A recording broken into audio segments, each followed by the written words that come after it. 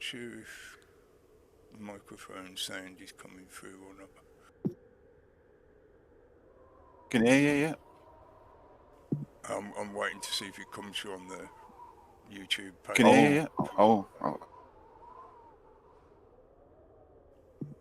not sure if the microphone sound is coming through or not. Can hear you, yeah. I'm waiting to see if it comes through on the YouTube page. Can hear you, yeah. Oh. I'm not sure if the microphone sound is coming through or not. Can hear you, yeah. I'm waiting to see if it comes through on the YouTube page.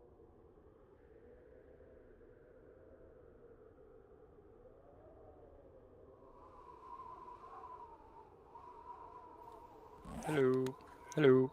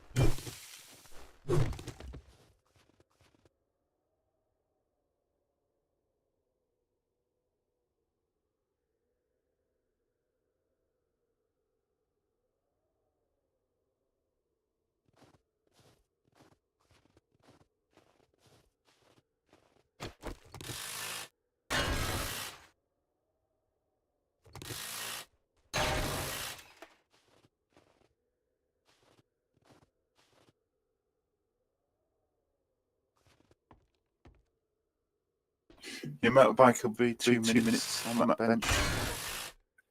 Cool. Thanks.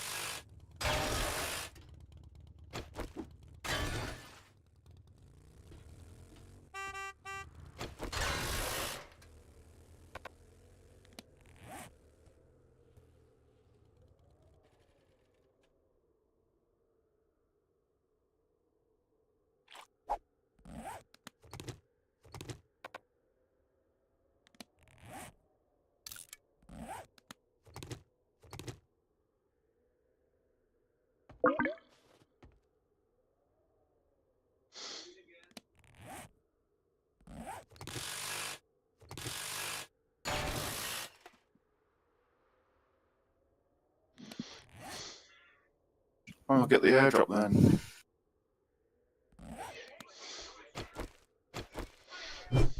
Yeah, you got an open mic. Sorry, dude.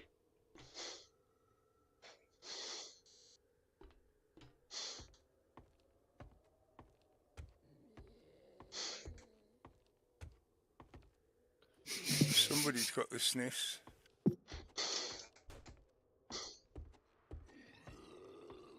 We have a sniffer.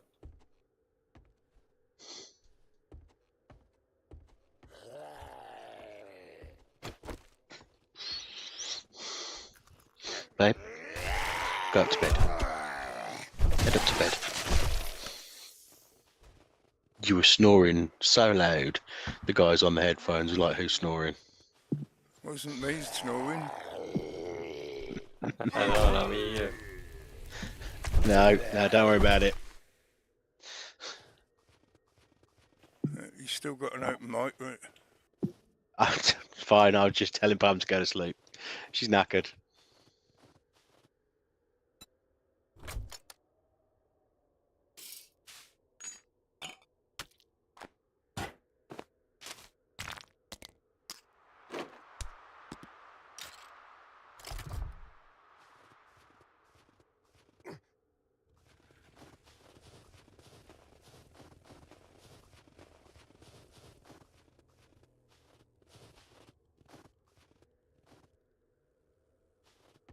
How's Ooh, SMG bundle in that airdrop. Okay, useful. Yeah, good for anyone doing pistol.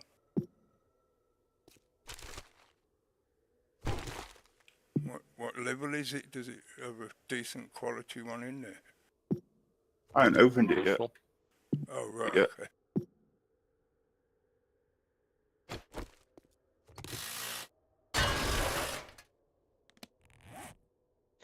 How's the server game going? Good. Yeah. Meh.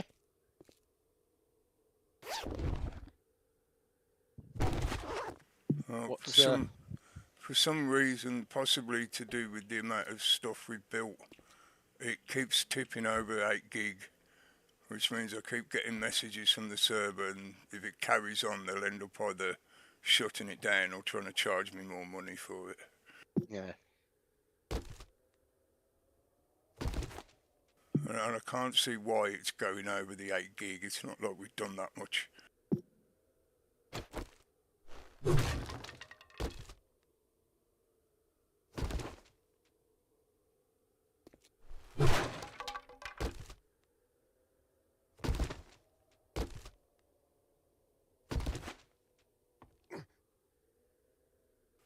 So basically see how it goes.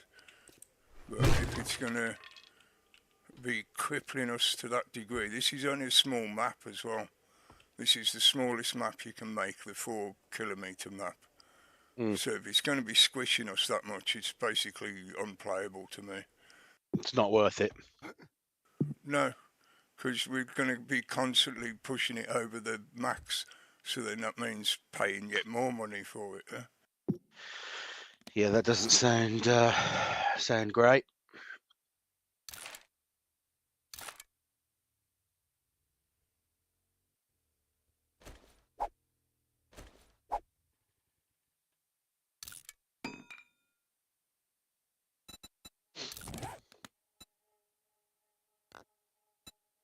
So what I'm hearing is, don't build anything.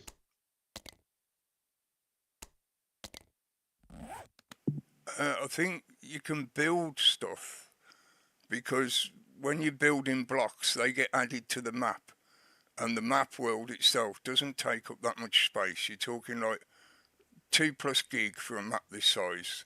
Even if we build, 200 fucking buildings, it should not amount to more than a couple of gig. What adds the memory is the entities, and entities are players, zombies, creatures, but also include everything that has a CPU and memory requirement. So all the traps, all the electric fences, anything like a trigger plate, all of those items count as soaking up. Yeah, they soak up memory use and whatever. So it basically cripples the game, because the whole game is based on building a base with traps and whatever. Yeah. Are we after anything? Brass. Good. Brass, yeah. Brass. Okay, that's. We're good for cloth at the minute. I've been collecting cloth and paper and chamois sandwiches and brass primarily, but those are the 4 like choke points, because those are all items that we can't get from anywhere else. You can only gather them from POIs. Any advice on where to go to get brass, or Radiators, which you can find in houses or by stripping cars, and then if you see pipe work like gas pipes and whatever, if you see one of the knob handles, they're brass, and sinks in kitchens are brass. right, I'll go hit some buildings, see if I can get some brass in. Some lamps are made of brass, like brassy looking lamps. Are brass. I shall have a look. Yeah, you used to get brass off the ceiling fans as well, but I've done a couple now and got nothing off them, so I think they might have nerfed that one.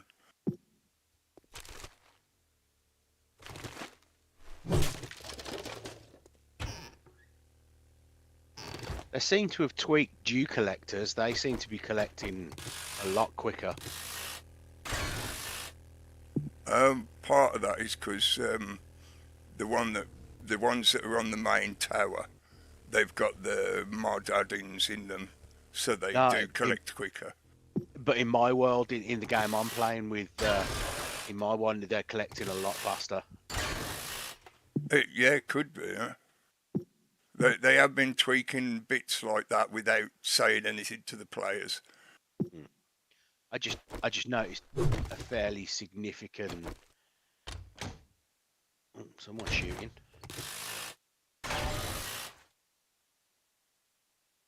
It might also be the auto guns on the base. No, our brass. No.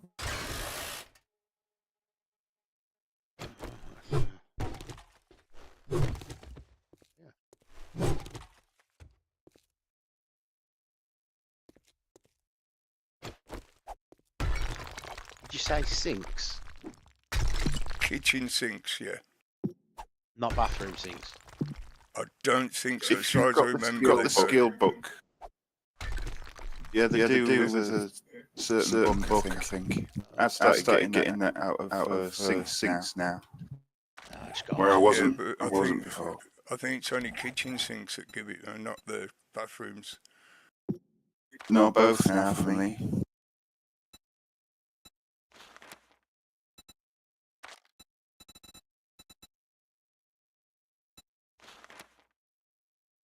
Someone's shooting silenced guns out there. Yeah, me. If you get Wasteland Treasures number 5, you can get brass from doors, because I've been doing that as well, chopping the doors down to get the brass off them. And harvest more lead and brass from sinks, but it doesn't specify the brass bathroom sinks. I'll try them, but as far as I remember, it's only the kitchen sinks that give brass. The one I just did just gave me iron. Yeah, I think it's iron and stone, because I think it treats it as like a ceramic, like a porcelain basin, whereas the kitchen ones are like meant to be metal or something. I don't know. It's just another way they nerf the game, yeah.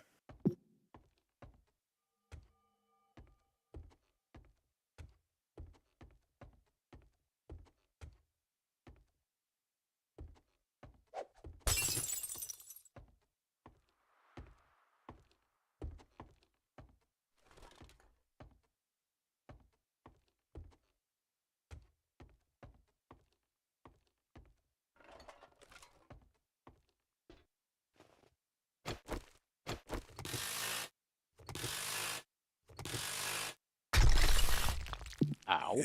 Yeah, I got brass off the bathroom sink, thank you. Yeah. So I will check the other bathrooms that I went past.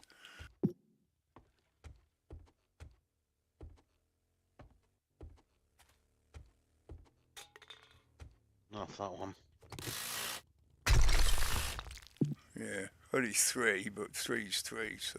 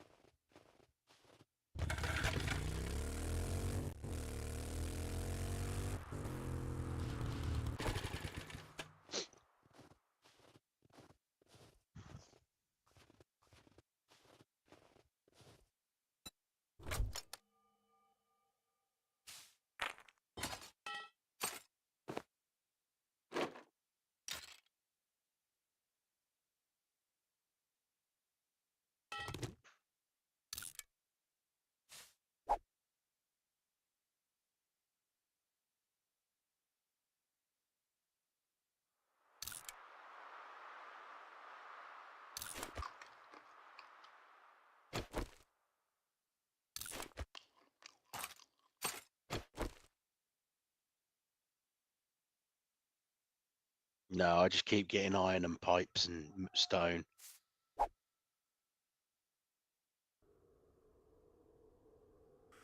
Maybe it is that Wasteland Treasures book then. I think it was number 7.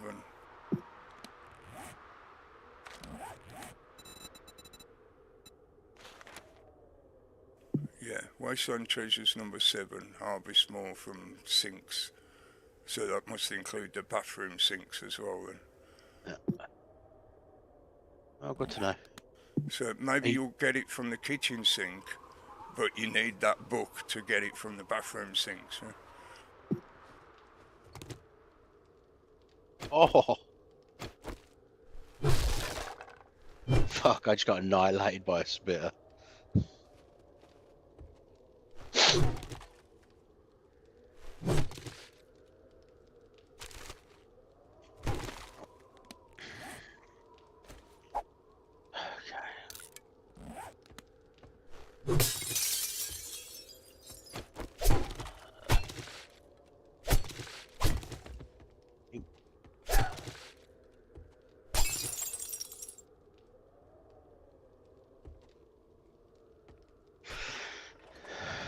Nope.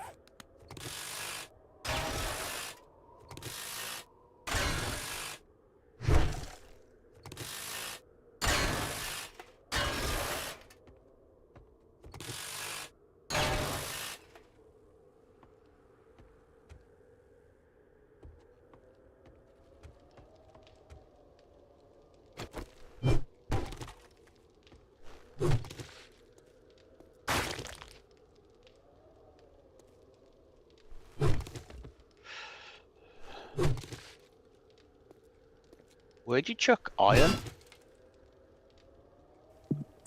What do you mean, where'd you chuck it? If you're looking for somewhere to put it in the tower, put it in the box marked smelter. Smelter, right, okay.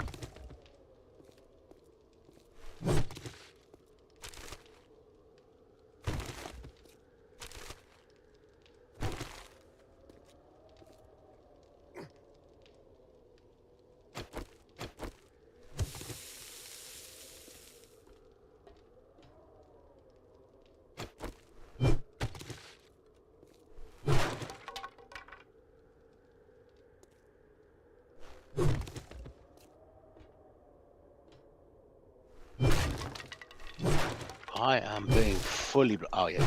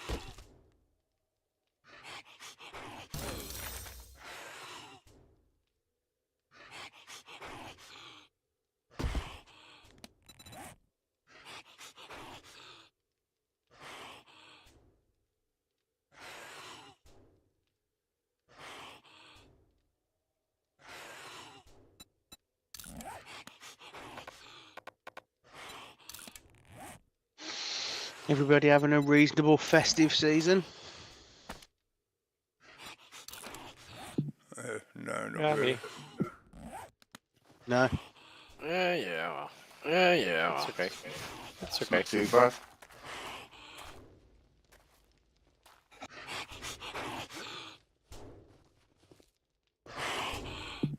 Mine ended up turning totally to shit because the Oh, I'm really sorry. arrangements that we'd made didn't happen, so I ended up on my own for Christmas. So yeah, I've done fuck all basically. I'm sorry to hear that, mate. That sucks.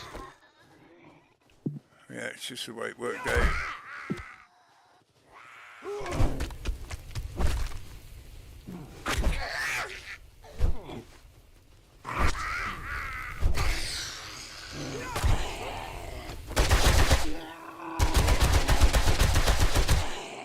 Sometimes, with the best of intentions, it all goes to shit, doesn't it? Sometimes. Yep.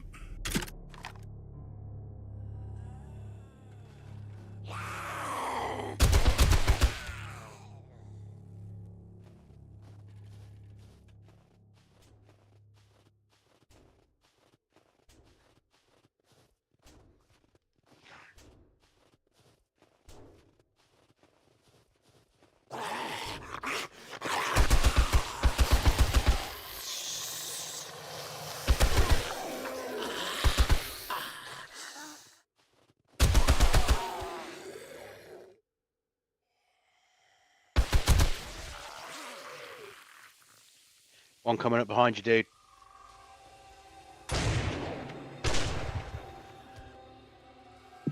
Thank you.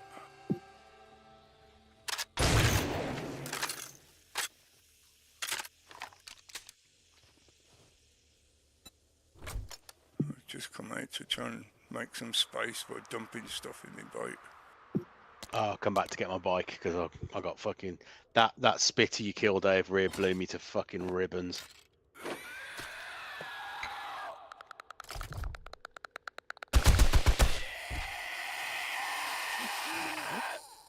pipe in the middle of nowhere. Let's give you a go. It gets a bit dangerous when it's after dark. It's often better to retreat to the base and do something around the base when it's dark. Yeah, I've found that as well.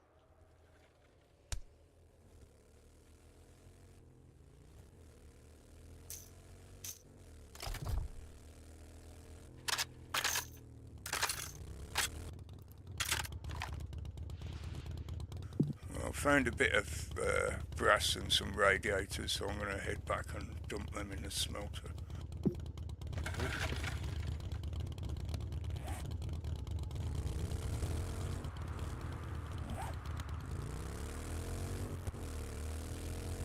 Might try and have a look through a couple of houses, but be ready to get out of here if I need to. Right. Well, I only did the first, I think, 3 or 4. I went through and stripped them out completely, but obviously there's more houses on that road. What do you use to take it apart to get copper out of it? I've got an impact driver. If you haven't got one, ask Chipper. He should be able to make one for you, I think. No, I've got one. I've got one. There's plenty. There's plenty. We've got about six impact drives. Yeah, I got one. It's all good. Alright, cool. I've driven the wrong fucking way, haven't I?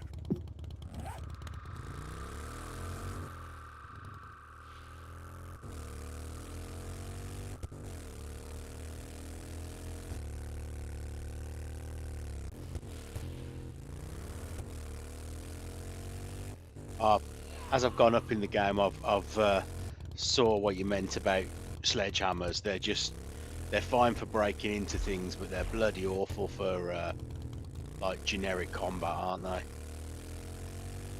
Once you get up to about the middle of the game, yeah, they start to fade out very quickly because they just don't do enough damage fast enough.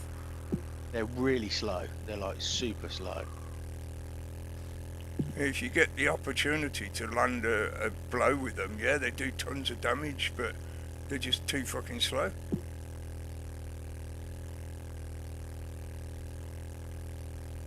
Even if you maxed out the skill, which I've done, like, apart from obviously since they've updated it to version 1, but previously I've done playthroughs with each different weapon and maximised like the skill and everything and all the mod books and whatever, and I still think the best weapon is the club because it's just all round the easiest to use and the fastest to get what you want. Yeah, the machete's good as well because it does a lot of decapitation, so you get instant kills quite quickly.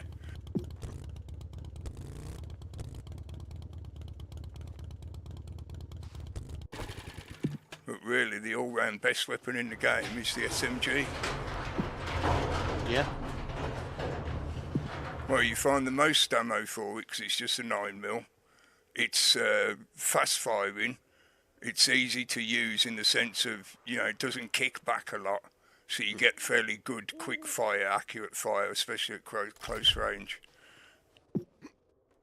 That combined with a decent magnum, like the Desert Eagle, because if you specialise in pistols, that's both the Magnum and the SMG. Yeah, so you're maximising 2 weapons in one go. And the 2 between them, yeah, that's more than good enough.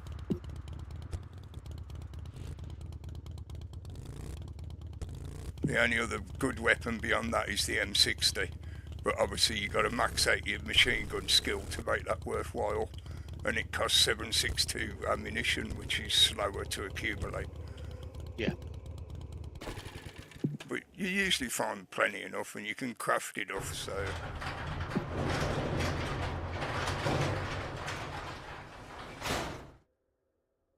That's the problem, gathering enough brass, because that's really the ultimate choke point. And despite all the shit I complain about with this game because of the stupid nerfs that they do, the Fun Pimps have been very good at balancing the overall time sink of the game. So it doesn't matter how you try to approach the game, you end up with the same choke points.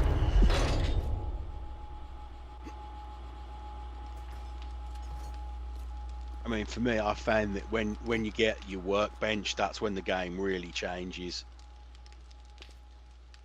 If you like doing the crafting stuff, yeah, because I've watched people who play the game just purely looting. They don't craft anything.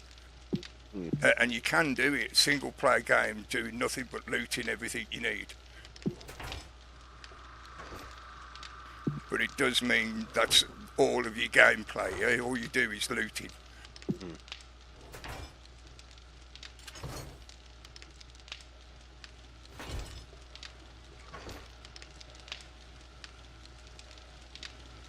No.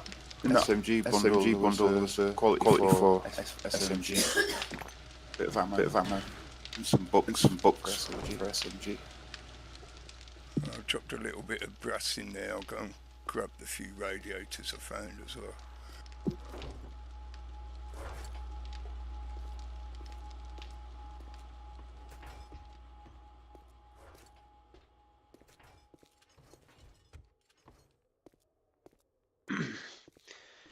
Not a single bit of fucking brass.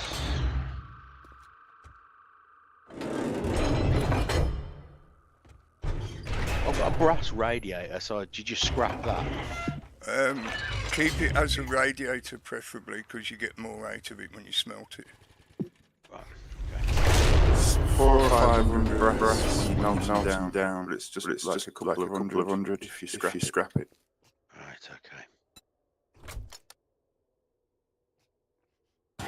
Oh, well, I only found 4. I thought I found more than that. Oh, well. I found 15 on my little jump.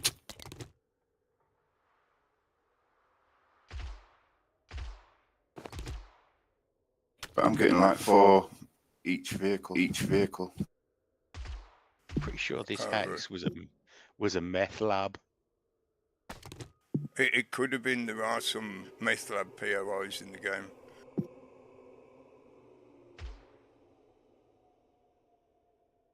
There's one that's like half underground, and there's like a bikers club one as well, where when you get in the underground bit where the meth lab is, you'll find there's tons of fucking bikers waiting for you. I think that is the one I just literally found. Is it like a rec room, like with like a beer sign and whatnot? Yeah. Yeah.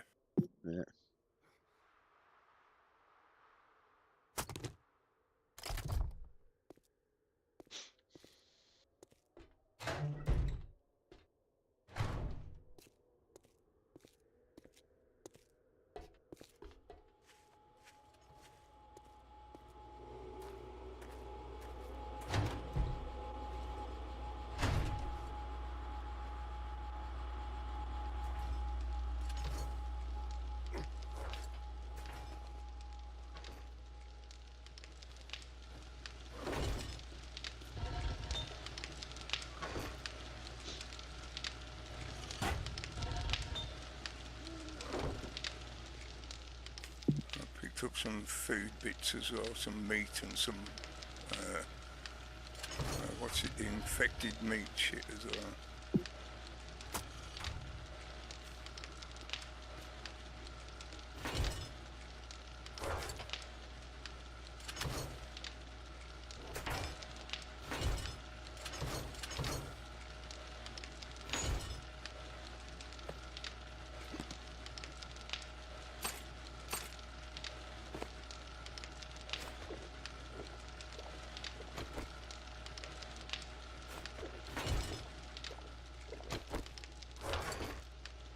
Driving around looking for cars to scrap to get radiators out for us.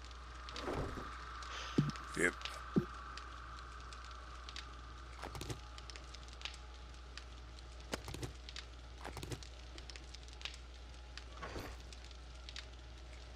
Fucking werewolf things.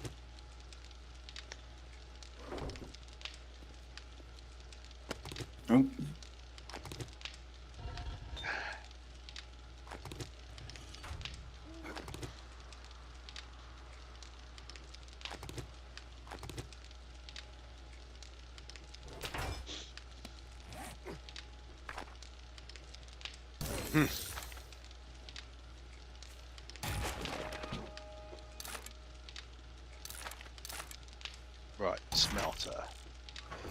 So I managed to get 2 radiators before I got eaten alive.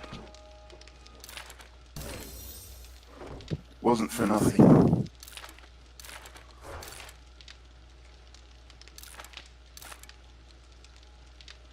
Oh yeah, 2 radiators is enough to make a what, at least a couple of stacks of 7.62.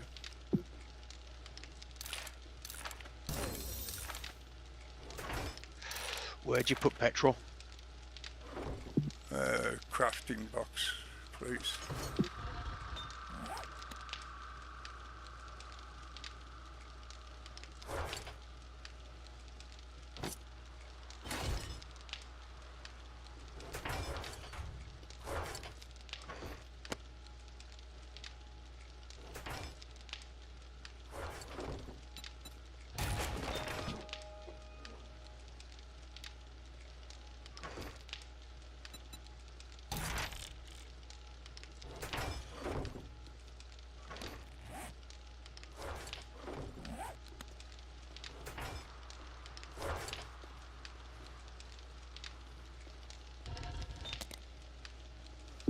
I've got a few wiring tools now, so I'm just going to start smelting the other ones that I'm finding. We don't need more than, like, there's, I think, probably about 4 knocking around already. Yeah. So from now on, I'll just dump what I find in the smelting box that can be smelted down. I think we could do the same for the low-level batteries as well. I suggest you keep the level 1 batteries for making vehicles, but levels 2 and 3 should just be smelted for the lead, because they're pretty useless in the battery box, yeah? Yeah, okay. Do they make any difference if you build a vehicle out of them? No. The battery only counts as a recipe requirement. It makes no difference what level the battery is when you make the vehicle. The only difference the level of a battery makes is when you put it in a battery box, because it governs how much charge it can hold.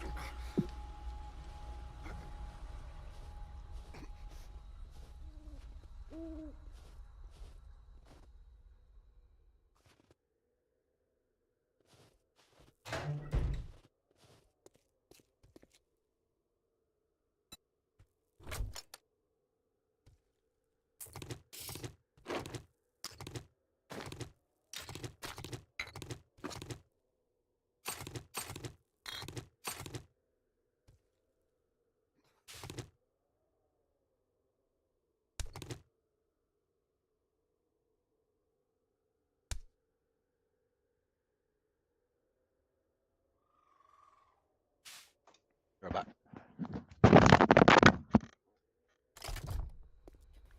That.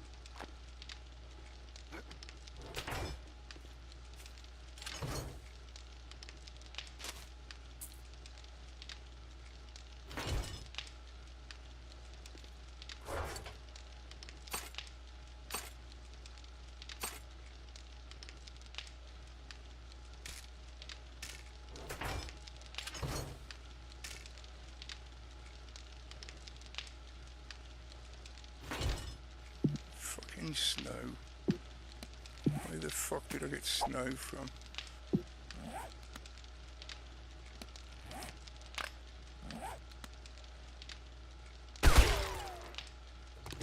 Fuck you, snow.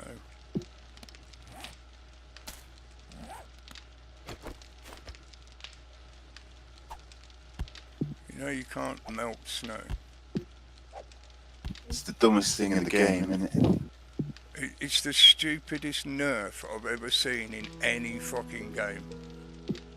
Yeah. You can put snow in a pot over a fire and it doesn't fucking smell. It's fucking stupid shit, man.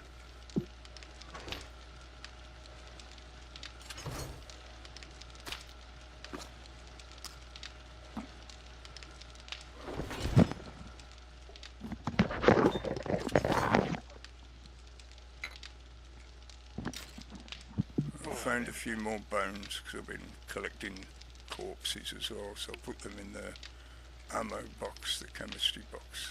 I think I might have put them in the craft box. Alright, stick them in the chemistry box when you get a chance. It's just because the only thing they're used for is making glue, so... Yeah, it's glue in it. There's a few items that were only used for like one specific recipe, like bones for glue and paper for shotgun rounds. Yeah. Stick them in that box. Basic shotgun rounds, yeah.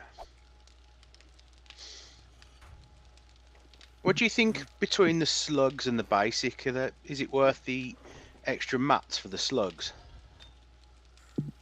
I couldn't say, to be honest, because I'll use them a little bit, but by the time you get to that high end of the game, you're usually just holding the trigger down anyway. So I've never actually sat there and gone, oh, it only took me 4 slugs to kill this one, whereas it took me 6 normal shots, you know?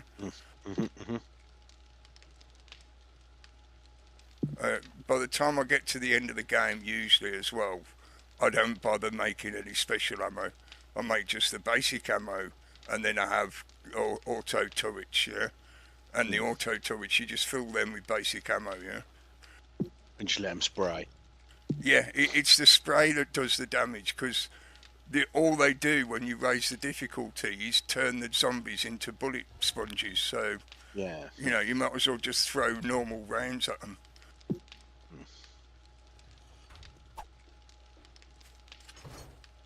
That's what I mean about the Fun Pimps have done a good job in terms of balancing the game.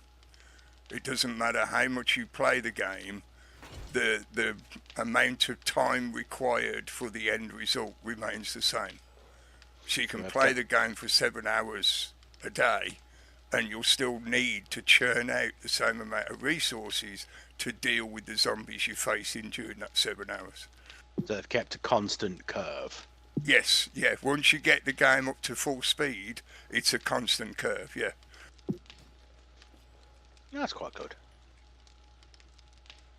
Well, I think that's what kept the game popular. Because the game world itself is fairly reliable. You know, it does what it says on the tin. You can build it and create recipes and whatever, and it's all quite functional and stable. And other than that, it's just you versus the mobile entities, the zombies. Unless, of course, you're playing some kind of player versus player setup. I'm not so into PvP, to be honest. No, I don't like it either, mate. You know I don't. I just get wound up by it.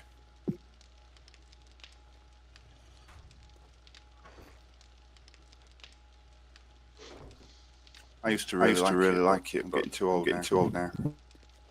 Vision's going. I've done bits of it over the years, but it's just never appealed to me as much as co-op. No, I think the last time I enjoyed us doing PvP was when we were playing Viet Cong. Fucking hell. What a game. Yeah, that was just a good laugh, that was, you know. What a game. Just shouting fucking Diddy May, die American pigs at people. It was brilliant. I did have a go at the first Call of Duty. But I went on one of the public servers and I did not have fun at all. I just got pissed off with it within like an hour. Die. Spawn, die. Spawn, yeah, die. Spawn, die. This isn't fun. Planet Base was alright for a while. Until they started nerfing it. It was weird. I liked it all up until they did like the remember the big bots they did. I enjoyed those. Yeah, but that was good. Loads of people hated them, but I'm like, do you know, I really like the wobble bots. Yeah. But after that, it kind of seemed to slide off a bit for me. I think it got killed by its own success, because basically it got so popular that it just ended up as a Zerg game. Yeah, because if you weren't in a massive Zerg, there wasn't much you could actually do. No. Unless you, like, if you worked with the Zerg until you got enough levels to get your skills up and stuff, so you could have a chance of surviving solo. Yeah. But even then, it was not easy to try and do anything solo. Well, no, because you just ran into the Zerg, and then you might as well just go elsewhere. And then Yeah. it kind of felt to me like you were just playing touch base against the Zerg, and it's like, Yep. Whatever. Although I did find that wobble bots were very big equalizers. You stomp round the corner in a wobble bot, and people, you know, you can definitely alter the direction of fights. Yeah, it needed the support though. But every time I ever piloted one of those big bots in, I just used to get tells going, "Oh, dickhead, fucking ruining the game, blah blah blah blah." No, whatever.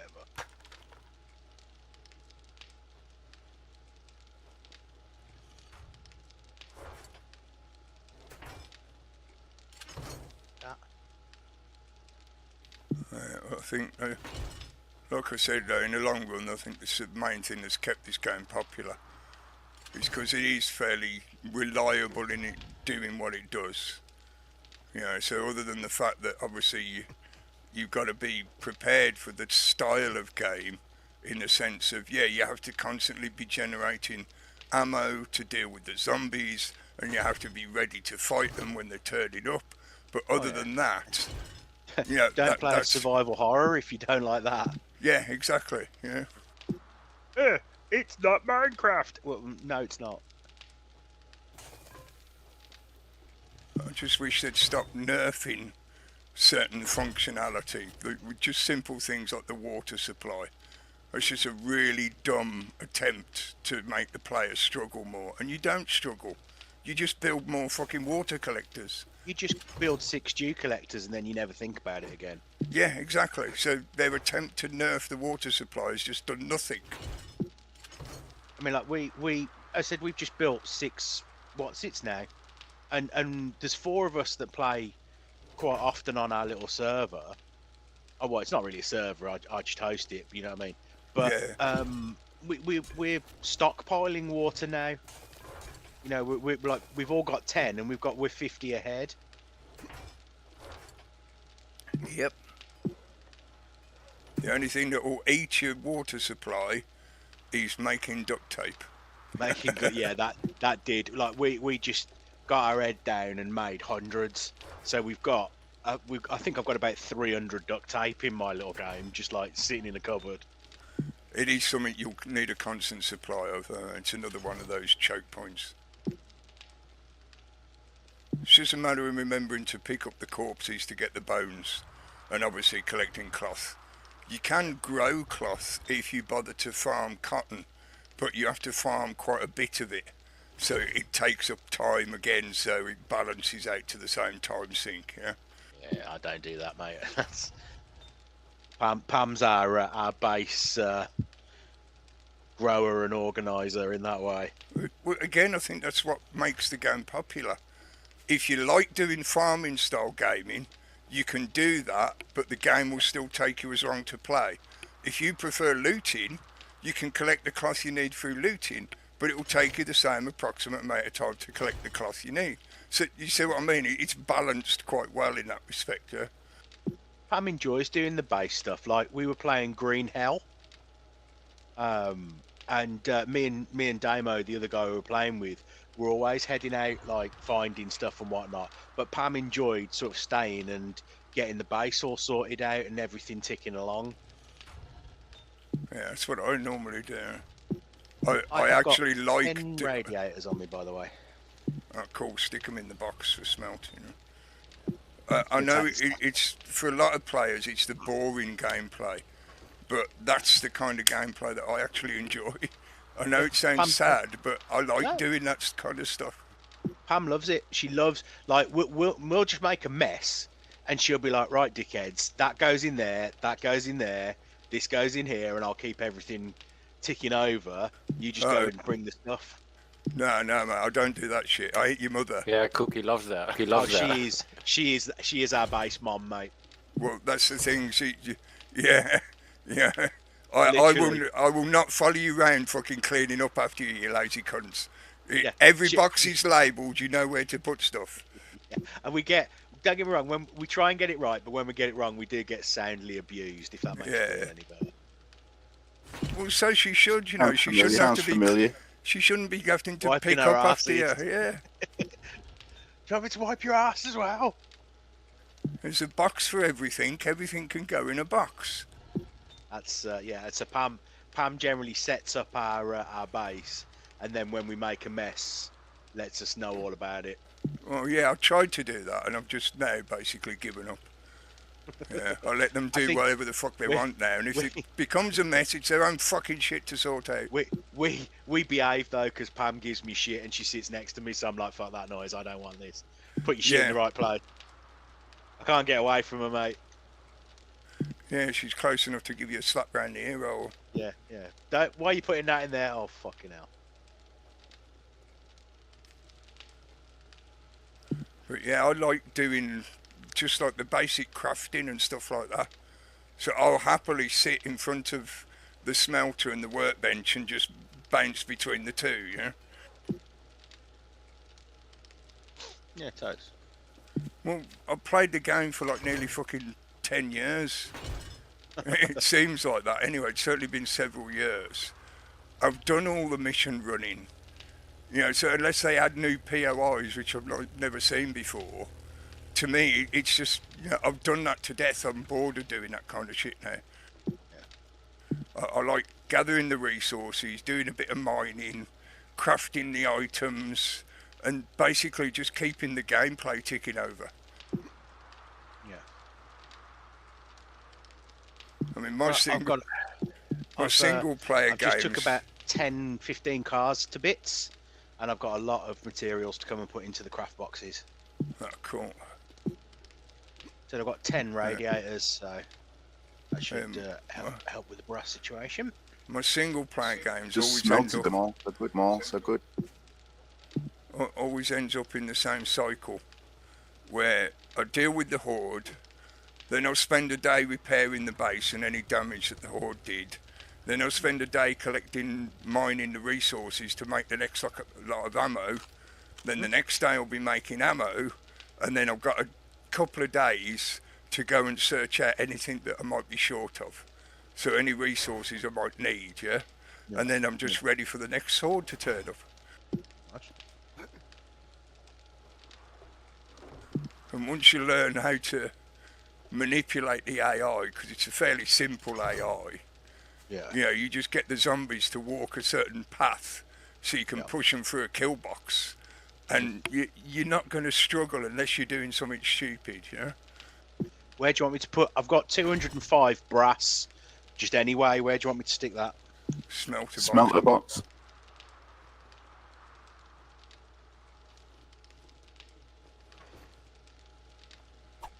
I'm just stood here throwing snowballs. I'm waiting for a zombie to turn up so I can throw snowballs at him. Can make the smoothies with the snow. With the snow. Don't take much. We've got far too many snow. I didn't know that recipe still took the snow, because I almost never make that recipe, so I didn't look at it. Batteries? What level? Batteries. 1. In the batteries box, please. This one here. Oh yeah. Yeah, I think level 1 and level 4, 5 and 6 obviously, but 2 and 3 couldn't just be smelted. We've got that many of them now, it's not worth keeping the lower level ones. Fair enough.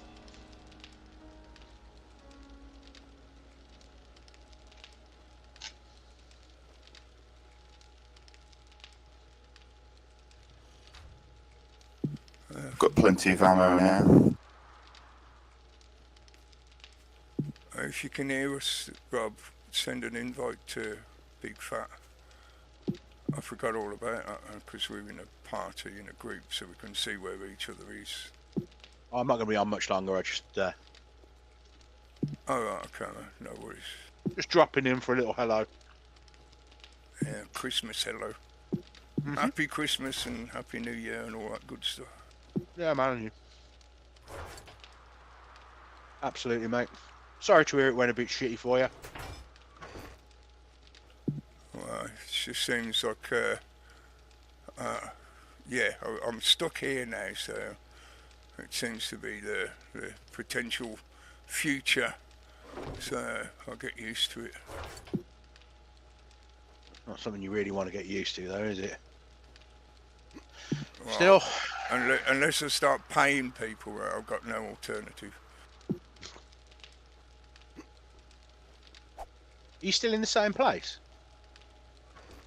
I think, in the sense of, I think you've seen this one. You know the flat I was in before? Yeah. I say before, I think might be the last time you saw me, I was in the downstairs flat.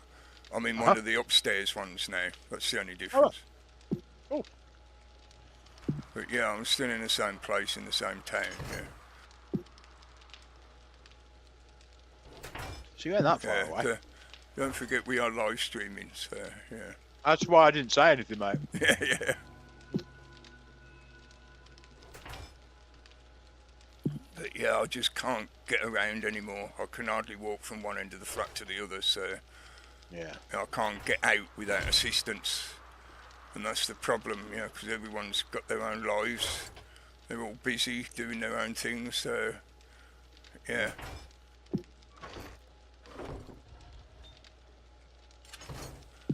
And this year just seemed to be, everyone was too ill. And they were worried that they'd make me ill, so they didn't want me to turn up because they were worried about making me seriously ill and shit like that. So, yeah, stay at home. I mean, in a way, God bless the internet, you know what I mean? Yeah, well, saying that, I don't know, I could have read a lot of books. yeah, fair.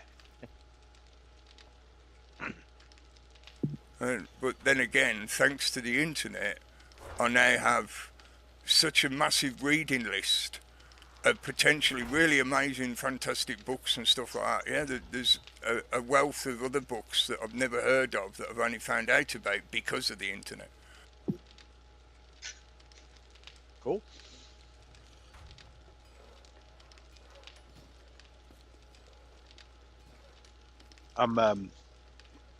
I'm still waiting for them to do the next season of this podcast I really like.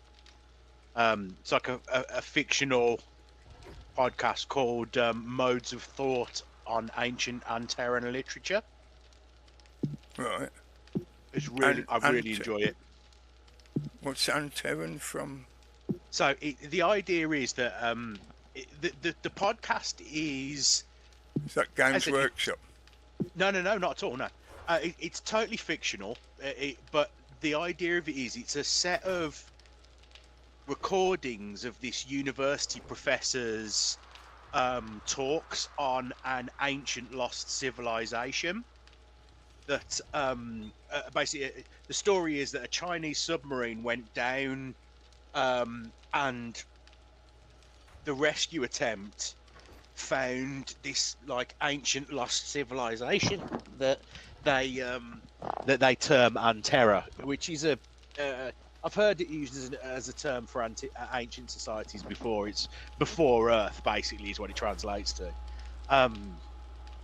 And it just goes from there, and it's about all the weird shit that starts to happen as he investigates what this ancient lost civilization was, and people are trying to silence him and get him kicked out of the university he works for because, you know, how dare he challenge the orthodoxy. Have you seen what they've developed, well, it's faded out a little bit now because of the length of time. With the new iteration of the Godzilla franchise. No. Because that's quite similar. I don't like where they've taken it in the end, because they've turned Godzilla and King Kong into like fucking action heroes. It's just it's a bit of a joke, and they've got King Kong running around with an axe and wearing armor-plated gauntlets and shit like this, yeah.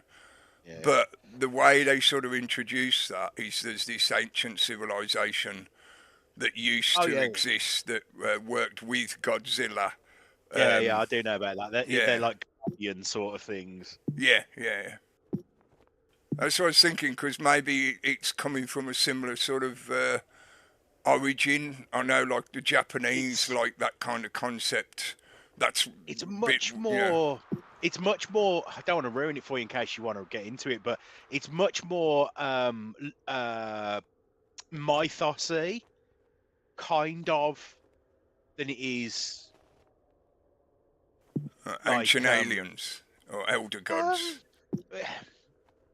See, it's really quite clever in how they're doing it, because like my opinion on mythos stuff is it's best when you don't have a goddamn clue what's going on. You know, when you could get to the end of it and go, did that happen, or are we just a bunch of smackheads? You know what I mean? Yeah, is it all just a psychotic delusion? Yeah, are we all just having delusion? Which is where I think it really, like, when it's run well, I think that's the best version of it. Because it's vaguely fun having, like, you know, tentacles wibbling at you, but generally I think it's at its peak. I find the most interest in it when it's run the other way. It leaves you questioning what you've done as such as characters. You're like, you know, did we do the inverted commas right thing there? That's where I think it shines, and I think I like this because it leans into that. In that, you know, is this guy just a loon, or has he found something, which I just thought was really cool, and I've been enjoying it. I was going to say, it keeps the mystery. Yeah, so mysteries. It's a core theme of the whole storyline. Yeah, very much so. You like, look, because there's times where and what I also enjoy is there's loads of stuff that just happens, but never really gets over explained. So make of it what you will. Yeah, I get you. Which I said, modes of thought on Terran literature. Really, if you're into that sort of thing, give it a go. I've really enjoyed it. And the performances are good and believable, and really good work. I'm still far too much into the real world kind of stuff still at the moment. I don't apologise. My sort of, other than the kind of standard stuff like the Lord of the Rings stuff, although I've got to say now, because while we're live, just to make sure people know, because I've only said this on the other podcast, not on this broadcast, I absolutely hate Rings of Power. Rings of Power is not Tolkien, it is not Lord of the Rings, it is complete and utter fucking shite. And it works totally against Tolkien's point of view. If you've got any concept of what Tolkien was trying to do with his works, you would understand that Rings of Power is an absolute abomination. I thought you'd love it, mate. Yeah. We may, amongst ourselves, have turned around and said, I bet you know someone who loves this. Yeah. I watched the first series just so I could say, look, I have actually watched it. Giving it a go. I'm not just talking shit. I've watched it. I've given it a go. It is complete and utter shite. It is totally opposite to Tolkien's point of view. But the phrase we're looking for is balderdash. Yeah. Plenty of balderdash and ploppycock as well, yeah. But other than that kind of like standard Lord of the Rings kind of fantasy stuff that I enjoy, I'm just too focused on keeping an eye on what the fuck's going on in the real world. Can't argue with that. We really are at a transition point And I think if people don't keep their wits about them, then the fuckheads who think they're in charge of everything are going to literally turn us into a slave planet. Grind us into the absolute ground. Yeah, we will become the kind of corporate slave planet that is displayed in most of the kind of dystopian science fiction that we've had for the last 100%. several decades. Yeah. The plans of people like H.G. Wells may have seemed somewhat romantic 40 or 50 years ago. Now they are an obvious horror heading our way. Yeah, it's like this. How can you not see this is a cautionary tale, motherfuckers? Yeah, exactly, yeah. Wake up. Don't let them do this. So, keeping an eye on the news and world events and shit, I'm still too focused on that kind of stuff, right? No, I totally understand, mate. And to be fair, I think you've kind of a little bit of you has to be these days. I mean, if you can't look at some of the shit that's going on and going, this is out of a goddamn cyberpunk book, we need to calm down. The way I've tried to word it to some of my relatives is like, look, I'm not trying to convince you with my point of view of how the world works, because I know my point of view seems quite extreme to most people. But please just keep your eyes open so that when the shit is, if it's coming your direction, you can hopefully dodge out the way of it. Yeah. Yep. It doesn't take a lot to keep an eye, but I think it's also that an element of, it is, however you look at it, it is frightening. So some people don't want to look at it as well, which, fair enough. Yep. Doesn't mean it's not going to come up and bite you in the ass just because you're not looking at it. You know what it's like, and most people prefer the comfortable illusion, the gilded cage. Yeah. The comfortable ignorance. That's fair enough most of the time. I think for most of us, our own life experience has been somewhat comfortable in that respect. We've been, for our generation, yeah, we've been a lucky generation. We've been one of the generations where we've had the opportunity for that comfort, but now it's being turned against us. So I think we've definitely, in many ways, had it too comfortable, because so many people have stopped asking any questions at all. Well, the last 4 years proved that, man. Yeah, that was a fucking when joy, they offered us a blatant lie, and it didn't matter how many people, like, conspiracy crazies like me, plus umpteen experts around the world, turned around and said, don't do this, it's crazy, and yet loads of people lined up to get it injected, so just that alone proved to me just how far most people are immersed into the illusion.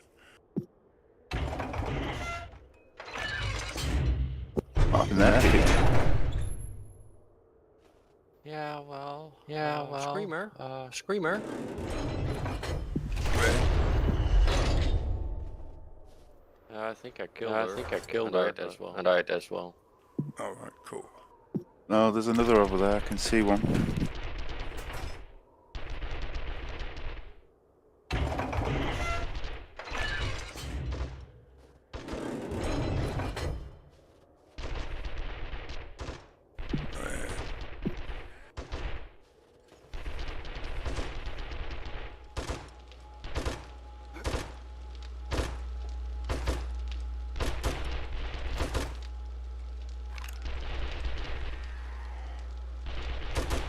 On the subject of Tolkien, I've been reading the new One Ring book, role-playing game, 2nd edition One Ring. I didn't know they'd done it. Yeah, they've done a 2nd edition of it, and where I think it's really good is for exactly what you were saying a second ago, how they have they've really lent into the books. They've really lent into the Lord of the Rings books rather than the film or series stuff. which I find to be really cool. So it's very much in the spirit of the books rather than than any of the other sort of media. Like, as you know, I famously have a beef with some parts of even the movies. Yep, same here, mate. Yeah. They wind me up, a couple of them. So and they're, there's brilliant. It's like there's good bits, but they fuck the story up. Yep. You know what They I mean? changed it for Hollywood reasons. I went to quite an interesting talk actually at the Arcadian. A guy was covering the works of Tolkien, and it was supposed to be like a combined I don't know, history or lore talk. And whilst it had some interesting parts, we disagreed quite reasonably on the subject of the films. Like, his stance was, they're mostly okay, and just take them for what they are. And my stance is, but it kind of, there's a few really important bits that it completely gets wrong, and therefore kind of corrupts the story. Yeah, there's two major elements that they changed. I know, we talked about this before. Yeah, there were no elves at Helm's Deep. That's not what the Army of the Dead was supposed to do, and the Scourging of the Shire was missing. I'd also include Gandalf does not tell them when he's going to return when he leaves Rohan. No. He says, just expect me when you see me.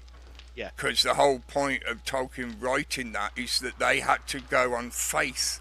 Nothing but faith that he would turn up the way he said he would. Yep. So they went out to fight knowing that they could die without him turning up to help them. Yeah, that's the whole point. He includes that element. And that was the whole point of Helm's Deep. No one came to bail them out. Yeah, no one turned up to go, oh, it's all right, we'll help you. It was all like, no, we're fucked. We're on our own. We are completely on our own. We live or die here. And what then annoys me is I feel that it cheapens their decision to go to the aid of Gondor anyway. Yeah, because exactly. They were like, we were abandoned. We were literally abandoned. If we'd have died here, that would have been it. That would have been the end of us. And no one came to bail us out. And even though that happened, we're going to stand by our obligations and go and back the Gondorians up. I think the point Tolkien was trying to get across, because remember, he served as an officer in the First World War. Yeah. So he saw the war from a slightly different perspective to the average man, because he went to it from an officer's point of view. Yeah. But he had the empathy to comprehend the common man's position during that war. So the Rohirrim are meant to represent the common man, and he sets up that whole scenario to prove that the common man had more honour. We don't have to. Yeah, the common man had more honour than the highmen. Give it, even in the face of adversity, we don't have to give in to our base needs and desires. Yeah, that, and to make the point to the other aristocracy who populated most of the officers that he would have been rubbing shoulders with, that the common man had more honour in that stance, that he knew he was probably going to die, but he still went over the top anyway. Yeah, still did the thing, you know what I mean? Yeah, whereas the high men in Gondor under Denethor had the arrogance to just expect them to turn up and perform their duty.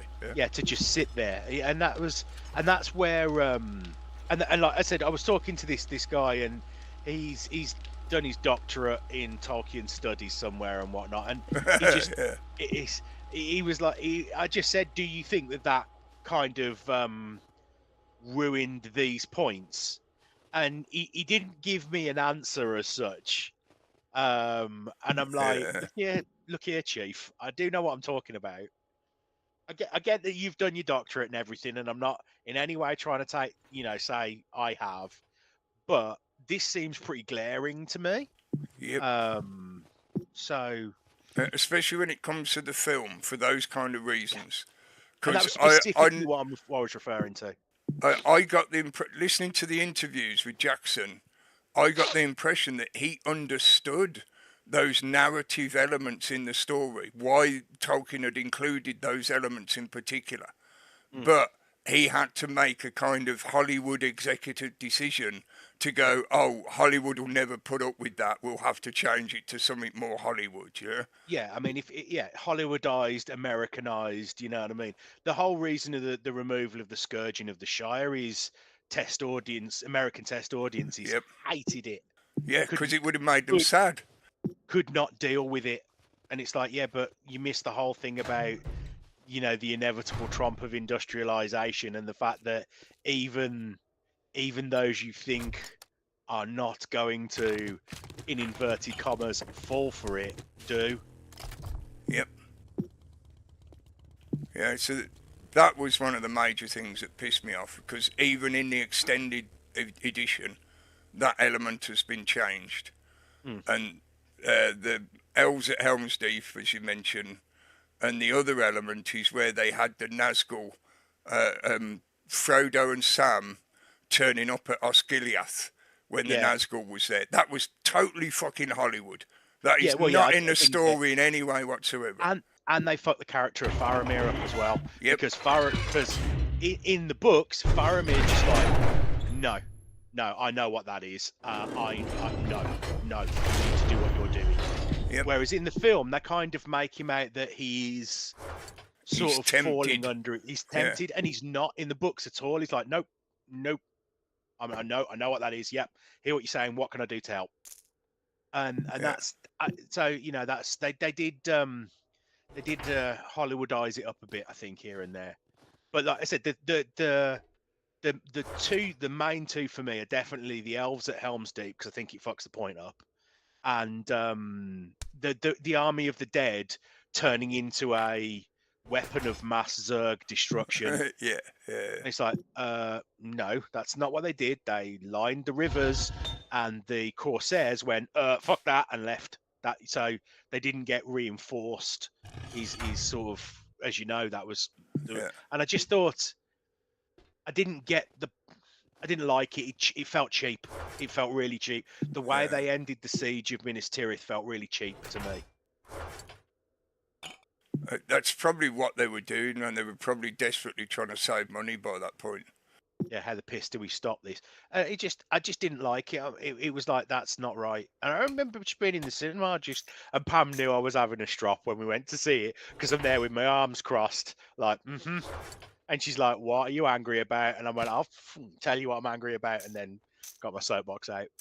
I actually made a noise. I would say I sort of cried out, but it was more just sort of like a "Rah!" When Gandalf goes riding off and he says, "Expect me at such and such date," and I was like, "Ah!" What's that whole point of a wizard arrives exactly when he's meant to? You know what I mean? It's I definitely I did end up. Guys, I'm gonna jump out. So I'll see you later, mate. Yeah. Catch you later. Bye bye. All right. Good night. Good night. There was one of the guys I was with when Sean Bean cuts himself on the shards of Narsil. Just turned around and went, "Oh, still sharp," and he stood up and went, "Yes, you fucking are," which made me laugh. And then when the elves turned up at Helm's Deep, he was grinning at me as I'm like, "There's no elves at fucking Helm's Deep." And then the surfing down the stairs on the shield bit, and I just went, "Fuck off." That I'd also include the Moomakill with that, because at no point does Tolkien describe them as being 100-foot fucking tall. Yeah, no. He just describes them as being elephants, because that's what they were meant to be, elephants from the east. Yeah. They're not fucking the size of a building. Yeah, they're not dinosaur mammoths or some shit, like whatever the fuck Hollywood shit they did with them. Well, a mammoth isn't much bigger than an elephant, you know what I mean? No. So whatever the piss they were supposed to be, I don't know. I mean, there were some bits that showed promise. Like, other than Helm's Deep, most of the first film showed a reasonable amount of promise. Oh, no, was that the first film or second film, Helm's Deep? It was the second film, wasn't it? Second, yeah. Yeah. So I think the first film had quite a lot of promise to it, really. Okay, they didn't include some bits, like some people moaned about like Tom Bombadil not being in it, but I'm like, no, I get that. Yeah, I thought that was fair enough as well, because he's a bit of a thematic thing. He's not essential to the story necessarily, and it's more the way Tolkien was trying to describe his world rather than the story at hand. Yeah, it's thematic, not narrative. Yeah. Like, it serves, I would argue that it serves no narrative purpose. It does in a slight way, because he helps the reader comprehend how there are different powers within the world, and the world still has that kind of level of magical power that can be utilised, but those who have access to that magical power either decide, like Gandalf, to use it in a very limited way, or like Tom Bombadil, they are in some way they're limited in their scope anyway. Yeah. See, so it sort of sets the scene in terms of how magic applies. With Tom Bombadil specifically, for me, he always struck me as an entity that he doesn't not care, but he's been around for so long, and he's such a creature of his place and moment that these little squabbles are kind of like, yeah, whatever. No, the sun will still come up tomorrow, sort of thing. It's one of the elements that, to be honest, mate, I've not heard any so-called Tolkien expert explain it properly. Not as far as I'm concerned. Because it's it's kind of very off the reservation compared to the rest of it, isn't it? Well, if you read the Silmarillion and the Unfinished Tales, I have, yeah.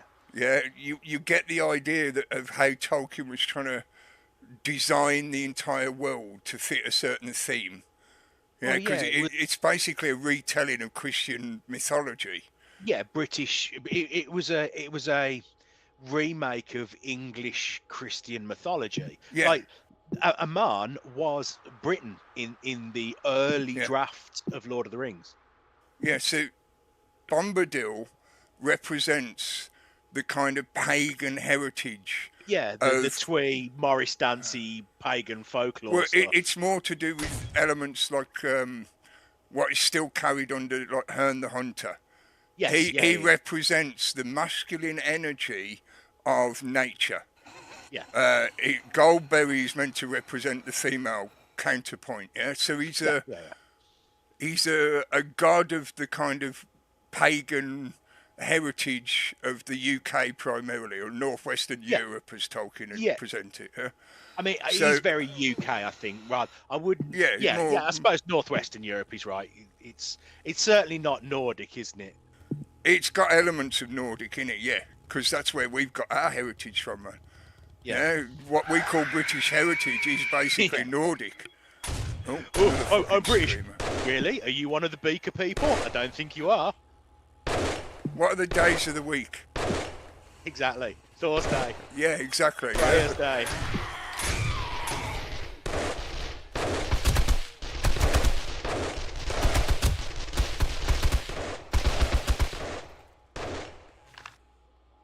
So, and I said, I think when the Angles met the Saxons, he's quite firmly where nearly all of us are at the moment.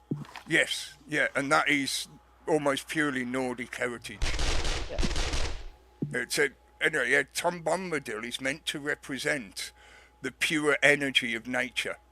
So, the energy that Eru Ilúvatar brought into existence as a sentient thing unto itself. Yeah. That's why Bombadil has been there since the beginning, because he's literally the avatar of nature itself. Of life. And that's why I don't think he's sort of... These concerns are sort of, I wouldn't say in any way beneath him, but they just don't register on his radar because it's like, look, you know, I came into being during the opening verses of the Eine Lindelay. He's been around from the start. So when this and he'll bunch be of, around all the way to the end. yeah. So to and when him, this bunch of third age humans go, oh, this is the worst thing we've ever faced. He's like, okay. To him, what they are describing is the equivalent of somebody describing bad weather. Exactly. Yeah. So to him, what they're arguing about is like a rainstorm. Yeah. He's coming to pour on their parade. That's it. Yeah. And in many ways, you sort of sit there and think you can understand why this ancient being is just like, yeah, all right then. Yeah. It's not, you know, not exactly patronisingly, but very kind of bless. Yeah, basically, as far as he's concerned, it will, in the long run, for him and for the rest of the nature of the Iluvatar's creation, what they're describing is meaningless. Yeah, it's a Tuesday. You know what I mean? It's not necessarily meaningless, but he knows it's already a chapter that's been written. Yeah, so it's sort of like them telling him a story that he already knows how it's going to play out anyway. yeah. Or at least to the point of, it's, as I say, it's like the sun will come up tomorrow if it's meant to come up tomorrow. Yes. That's the way I feel he is. That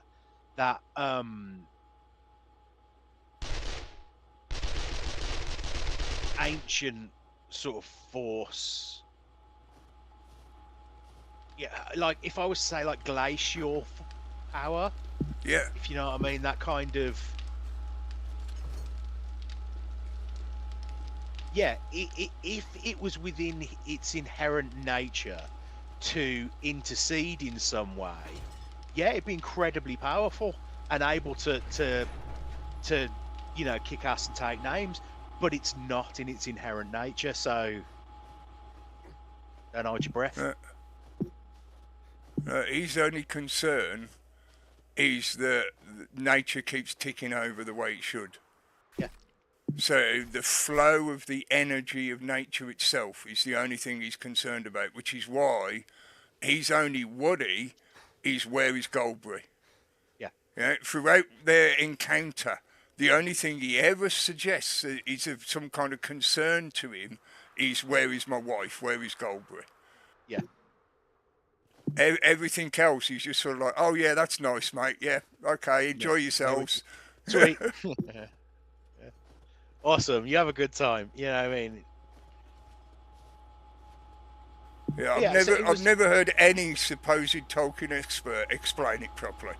They all come up with some kind of over-academized, over-rationalised explanation of, oh, he represents such and such theme from such and such heritage. And no, mate, he's just the force of fucking nature. That's it. Yeah. Take, just for a minute, stop smelling your own fart and just say this. Yeah, I agree. They don't. And I said when I directly sort of said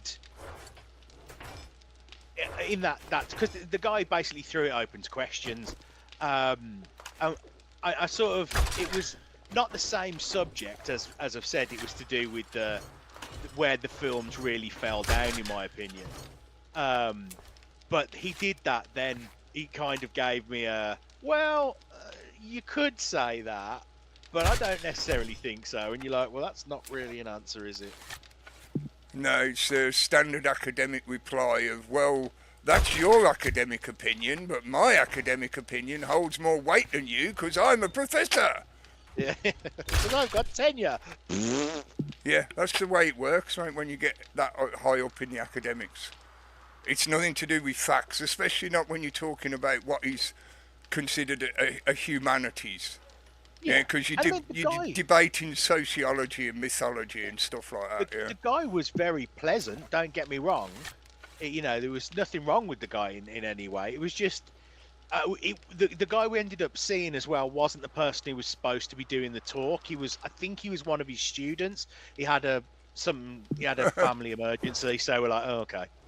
And you know what? He said he talked about some interesting things. There was some interesting stuff there, but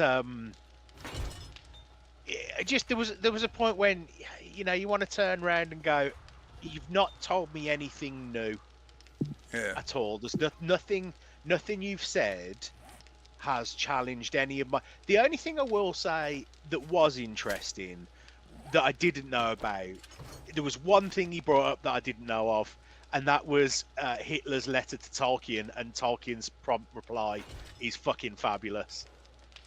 I don't think I've ever seen that. Huh? My God, go find it. It is amazing. So basically, Hitler loved Lord of the Rings, loved Tolkien. I thought he would, yeah.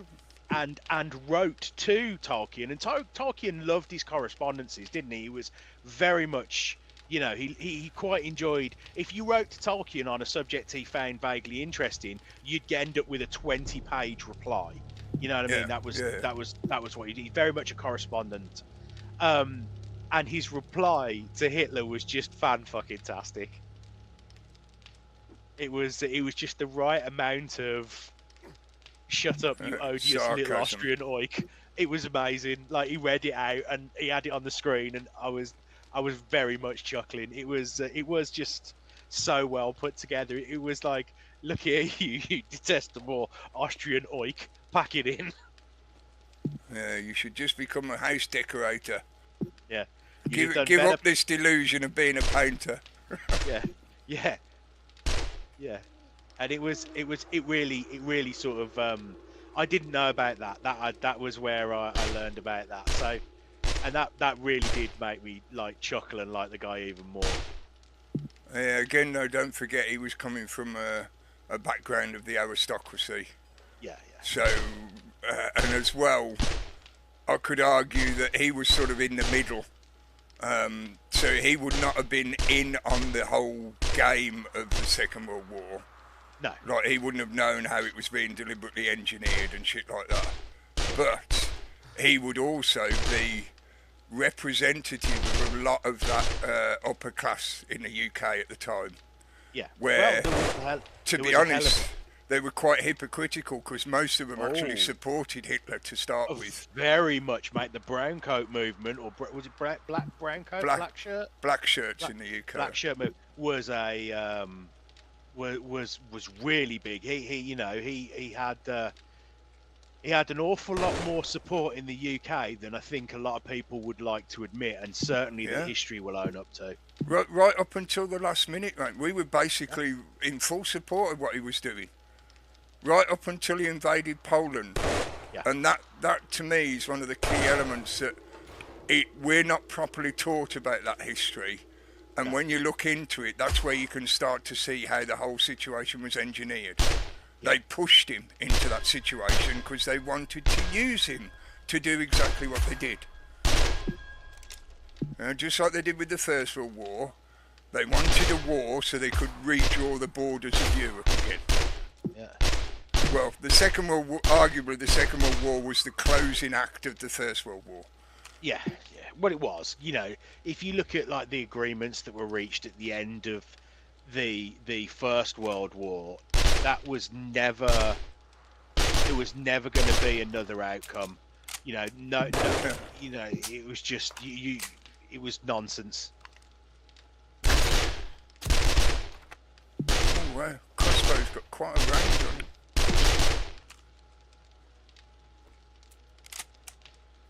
But yeah, I think unfortunately Tolkien would have been one of the ones that was sort of kept in the darkness, or certainly kept in the shadow of the aristocracy at the time in the UK.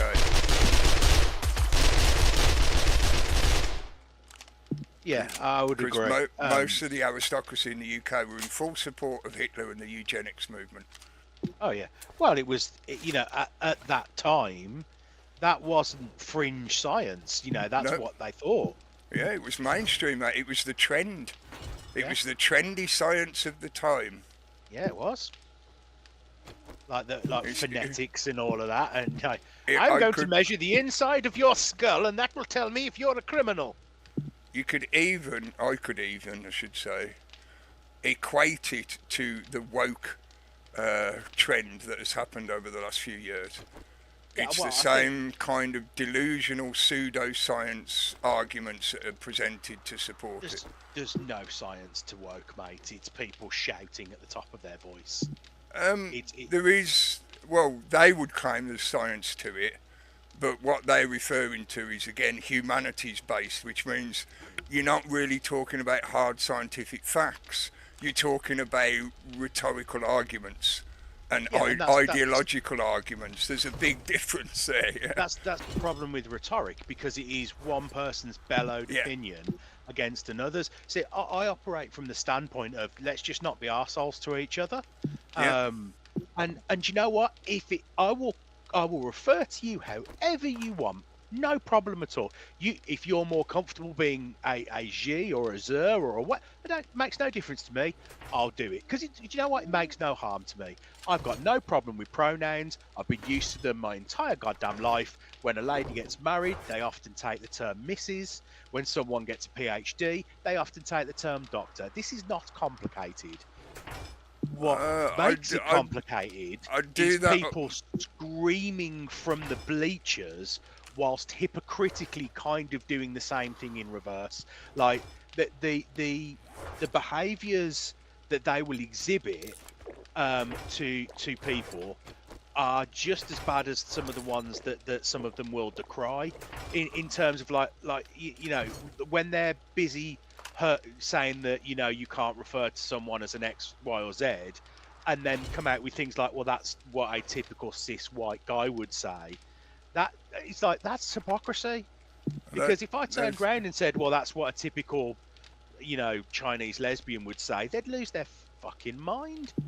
I would agree with you up to a certain point, like, because when it starts becoming delusional, like when they claim that they're female when they're biologically male, that kind of thing, that to me is where the ideology that's been deliberately pushed for what is basically eugenics reasons becomes a dangerous psychosis that is infecting people in a kind of social contagion fashion, which means if you don't repeat the truth to them, they will get so lost in the illusion that it will become an endemic psychosis. Yeah. Well, it has, and it is. It's the echo chamber. It moves beyond the rational of you feel like a different gender trapped in the wrong gendered body. Okay, I understand that. That I bet that sucks. It might. You know, I didn't really like that, you bugger. But you know what I mean. I bet that's horrible, and I feel for you. But when there's a that you've got to, you know, that they are when there's discussions about things like ovulatory health, for example. And people who say, well, you haven't included X, Y, and Z, and it's like, well, they don't have ovaries, so you know, menstrual health isn't actually. And people go absolutely doolally tap when you sort of try and you get called a TERF and all sorts of stuff, and it's like, well, hang on a minute, I'm just trying to put a little bit of logic in here. You know, I'm not saying that you don't feel like who you are, and I'm not saying I don't respect that, but there comes a point between respecting your feelings and abject delusion. Yeah, exactly. Science. It's science, bitches, and I know they hate that because they think they own academia and science and whatever. Well, you know, science, TM, the best science money can buy, that kind of shit. Well, yeah, but that's when you get told you're a cis white man. I remember. Well, I don't. The one thing. Let me just explain something about how that is actually a complete fallacious argument. Because they are defining their claims of being different to cisgender by using cisgender as a base starting point. So in other words, as a negative base starting point. Yeah, in other words, they acknowledge male and female as a reality because that's the only way they can define their alternative. Yeah. And that's what it is. It is a cultural alternative, which, you know what, I've got no problem with. I've got friends of every point of the spectrum and every location, and I'm absolutely cool with it. It makes no difference to me whatsoever. You know, I will take you as an individual and always do my best to respect your feelings. But if it becomes psychotic, then, you know, there is a point of, well, hang on a minute. And like, I've got to admit, I don't have I don't maintain any friendships with people who are that far down that rabbit hole, because it's just like, it's a lot of effort, and it seems to be a lot of effort for someone who basically will vilify me on the grounds of my gender and identity and orientation. Yep. Whilst screaming about the fact that no one's allowed to do that to them, and you're like, this is hypocrisy. Yeah, again, fallacious argumentation. Right? Most of them don't realise how illogical they sound, even though they're claiming to come from a point of science and logic, and yet they're completely fucking opposite to that. They're not coming from a point of debate at all, because the first thing they'll do is attack you rather than your argument. Yep.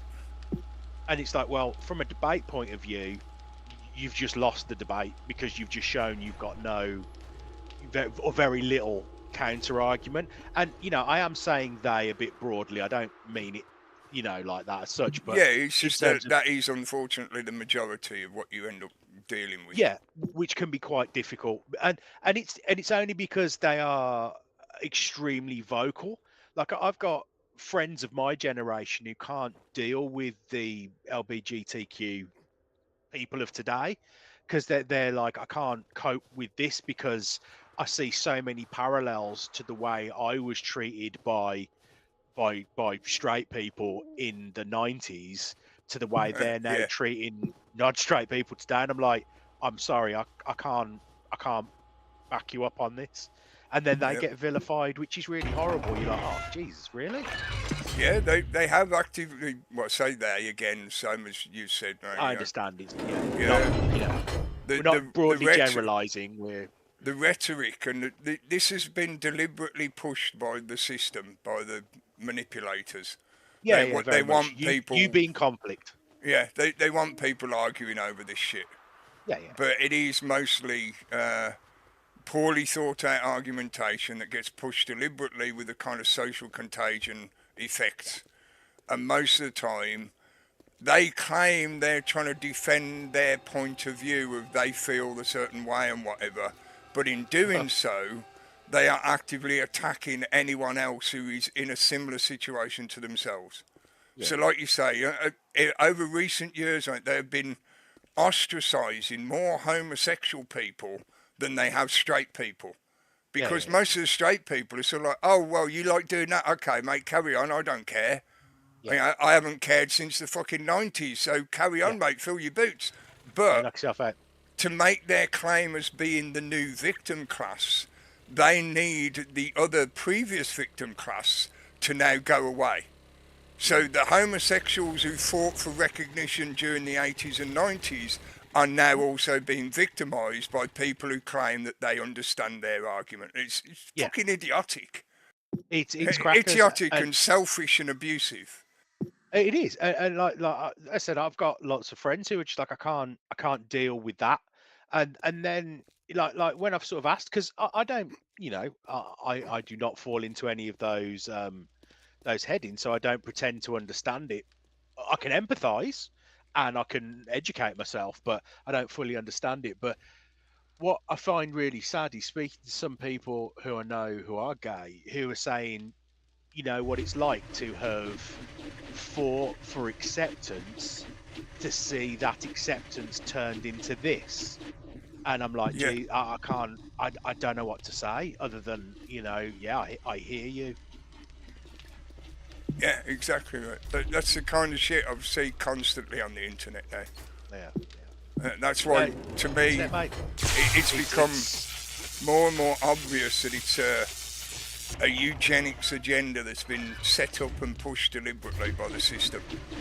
It's definitely a keep all the subgroups fighting. Yeah, and to get people to basically castrate themselves so that they remove themselves from the gene pool. Because despite what they might say on the TV, they actively don't want us breeding.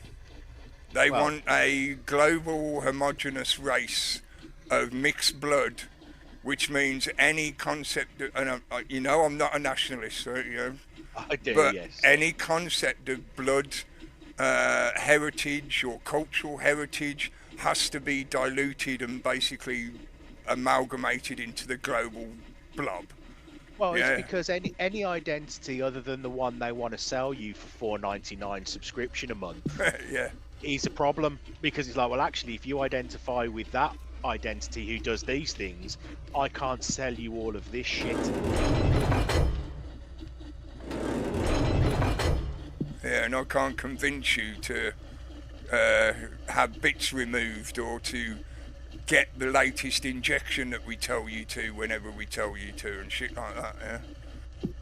Which, as you know, and I've said to you before, we have a different opinion on vaccines in general, or particularly that one.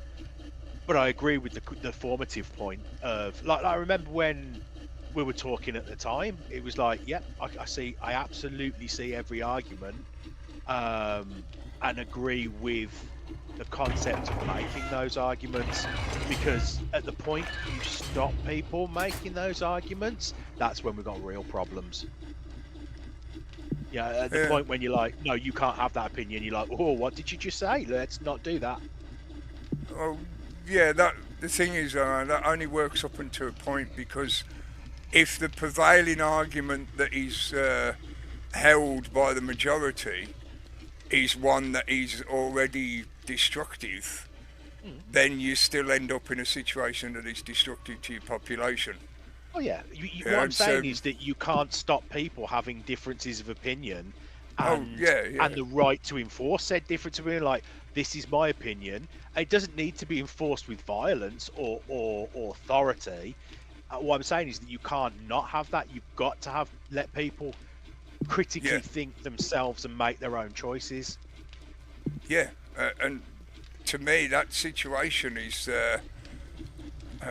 demonstrated clearly from that recent last few years. I'm being careful what I say, right, because you'd get scrubbed on YouTube if you say the wrong thing.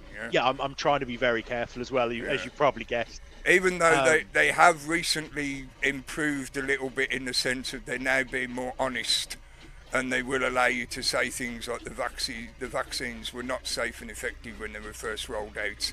Well, they're not at all, full stop, because they've never been tested to prove safety and efficacy. So it's still the same. In a large enough group, I would agree. It's 1 in 800, mate. That's not a large group.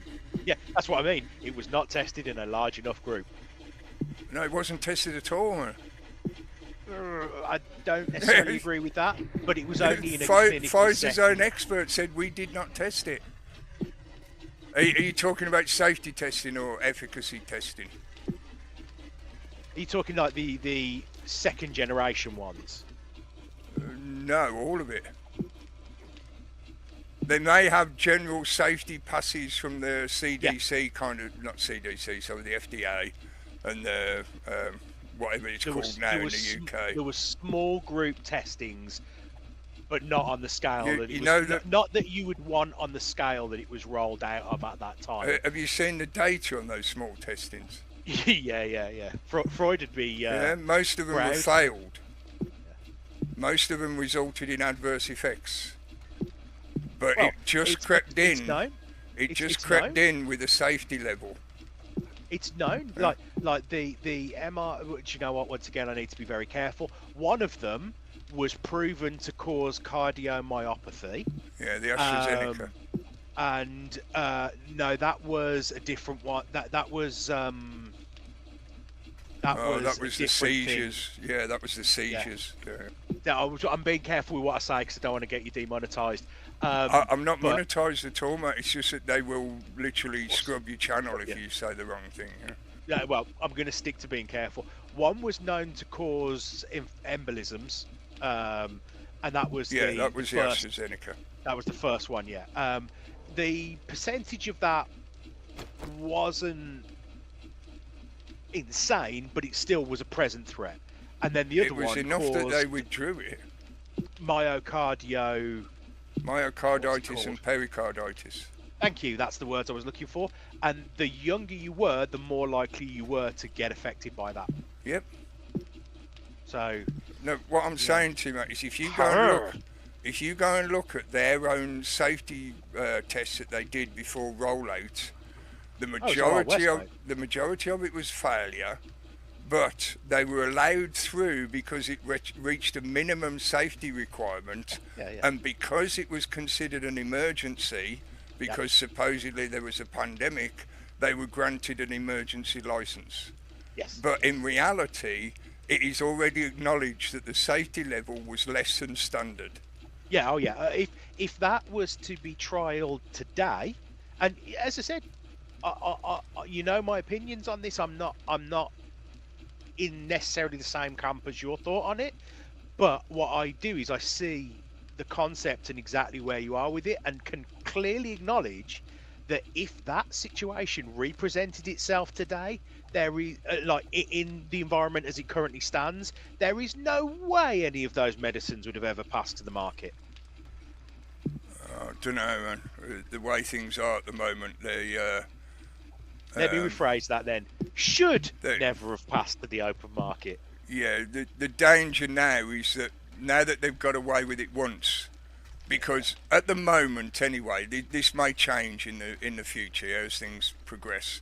At the moment, nobody's being held culpable, nobody's being prosecuted, nobody's being treated as if it was done with malicious intent, which it clearly was right from the beginning. Why isn't it war profiteering? Because basically that's the closest thing we've got conceptually. Well, don't forget that Pfizer in particular has paid the largest fine ever. Yeah, and that's just one example. They've paid multiple fines over the years for doing this kind of shit. And how much was that publicised? Hardly at all. Hardly at all, mate. Yeah, because they own most of the advertising and the media. That's why I say I agree with you in general. Hopefully it won't happen again, but they have so much influence over public opinion, so much influence over the media, that if they decide to push another version, they will probably persuade a large amount of the population to go along with it again. Yeah. Which means potentially even more people putting themselves at risk for no good reason. Yeah. With this level of danger that I said I'm going to use the term 1 in 800. I'm going to use the term peacetime, because the way I sort of think about it is in sort of vaguely in the concept of wartime to peacetime. Do you know, as an allegory of what we're talking about, where I'm coming from? Yeah. In peacetime, in inverted commas, no chance. They'd never, in any sensible version of the world, there is no way that would have, those sorts of things should have ever been passed into public consumption. It was the emergency measure that allowed it to happen. Yep, and that's where the culpability lies. Yeah, as you in they deliberately you're not telling pushed... me the establishment abused the powers they were given. Oh, yeah, I couldn't believe that. See, that's where for me it's like I don't dispute the basic science of how vaccines work. No, I never thought you did. I've never thought you were an anti-vaxxer. Don't get me wrong. No, I'm not in basic principle. I'm not. Yeah, but I never thought you were. Where I dispute it is because of the way this situation was rolled out, and the kind of concoction, I'll call it, that was being offered. Because that's my argument about most of the situation with vaccines. It's not that the principle of vaccination doesn't work.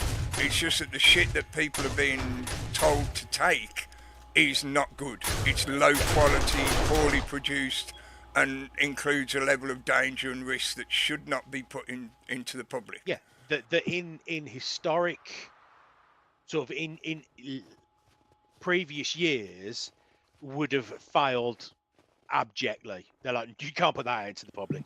Mate, go back and look at the foot and mouth vaccine that was rolled out in America in the 70s. It's the same shit, man. Yeah. It's not new, it's just that they got away with it on a bigger scale this time, that's all. Yeah. You know, in a thing that we all dealt with when we were younger, thalidomide. Yep. Look at that. Not tested properly. Not with a broad enough testing base. And look what happened. You know what I mean? It's that we can make a few quid here. And the fact that no one gets held accountable is the core problem, if you ask me. Like the subprime mortgage banking collapse, to jump topics. Related topic, though. Yeah. Oh, absolutely. Only one place in the world prosecuted anyone for that, and that was Sweden. Yep. Finland. It was a Nordic country. I'm not 100% sure Sweden. which. Yeah, they're the only people. No, sorry, Iceland. It was Iceland. Yeah, I know it was. I knew it was a Nordic country. No one else did, and it's like, but you know, I worked in the financial industry at that time, and this wasn't even a. It was so when all the details came out about it. This wasn't even a gamble. This was a Ponzi scheme. Yep. It's all it was. It was a Ponzi. It was an absolute pyramid scheme, and no one got held accountable for that. Yep, same thing. It's one of the elements that, for me, I've held this point of view for a number of years anyway. I know you're aware of that, but Yeah. It's more recent evidence, and even more so the last few years have been just such in-your-face evidence as far as I'm concerned. But you know, you try and present this stuff to most people, and like I said ages ago, most people prefer the illusion. They prefer the gilded cage. Yeah, they're afraid of it. Yeah, they don't want the stress of having to think about it and deal with it and whatever. Yeah, which it goes back to what we talked about a minute ago in that way. Yeah, it's all an element of corporatism. Yeah. And the corporatism uses eugenics to control the population numbers and to manipulate us. So when they've got to the stage where the pharmaceutical industry is so big and so powerful that they can do something like that on a global scale, that means, like I said earlier, you are tipping into a global slave planet. Because they're persuaded most of the population to do something that is clearly against their best interests. Yeah, if somebody has good old cyberpunkism, aren't you? Yeah, worse than that. Because if you have to be told, you have to be persuaded, you have to be shown false evidence, you have to be gaslighted, you have to be psyoped. Because don't forget, in the UK, they admitted that they actually use military-grade psyops against the population. If they have to do that to persuade you to take this thing, then there's no way it's in your interest. Well, you know, what was it, Cambridge Analytics? Isn't it funny how they'd done their proof of concept with things like Brexit and gone, oh, great, that worked. Yeah. And then they were dissolved. If you actually look at it, they were just reopened under a different name. And that's literally what they were focusing on. It was psyops. It's literally like, how can we use global media and targeted media to influence these age categories in these brackets, which is, you know, and they were so clever in how they did it, because the main people they targeted were the people who, if you tried to explain to them they were being targeted, would take it that you were taking the piss out of them and then entrench. Yeah, resort to defensiveness. Yeah, because you can't tell me I'd fall for that. Anyone would fall for that. Yeah. This is the electroshock experiment. This is Maslow. You know what I mean? This is literally en masse, that kind of approach. And the really clever part was who they targeted. Malignly clever, don't get me wrong. I'm not saying it was a good thing, but you know, they picked their target groups with genius, because not only did they figure out how to influence them, they figured out a group that wouldn't be told that they were being influenced. Yeah, and then they gave that group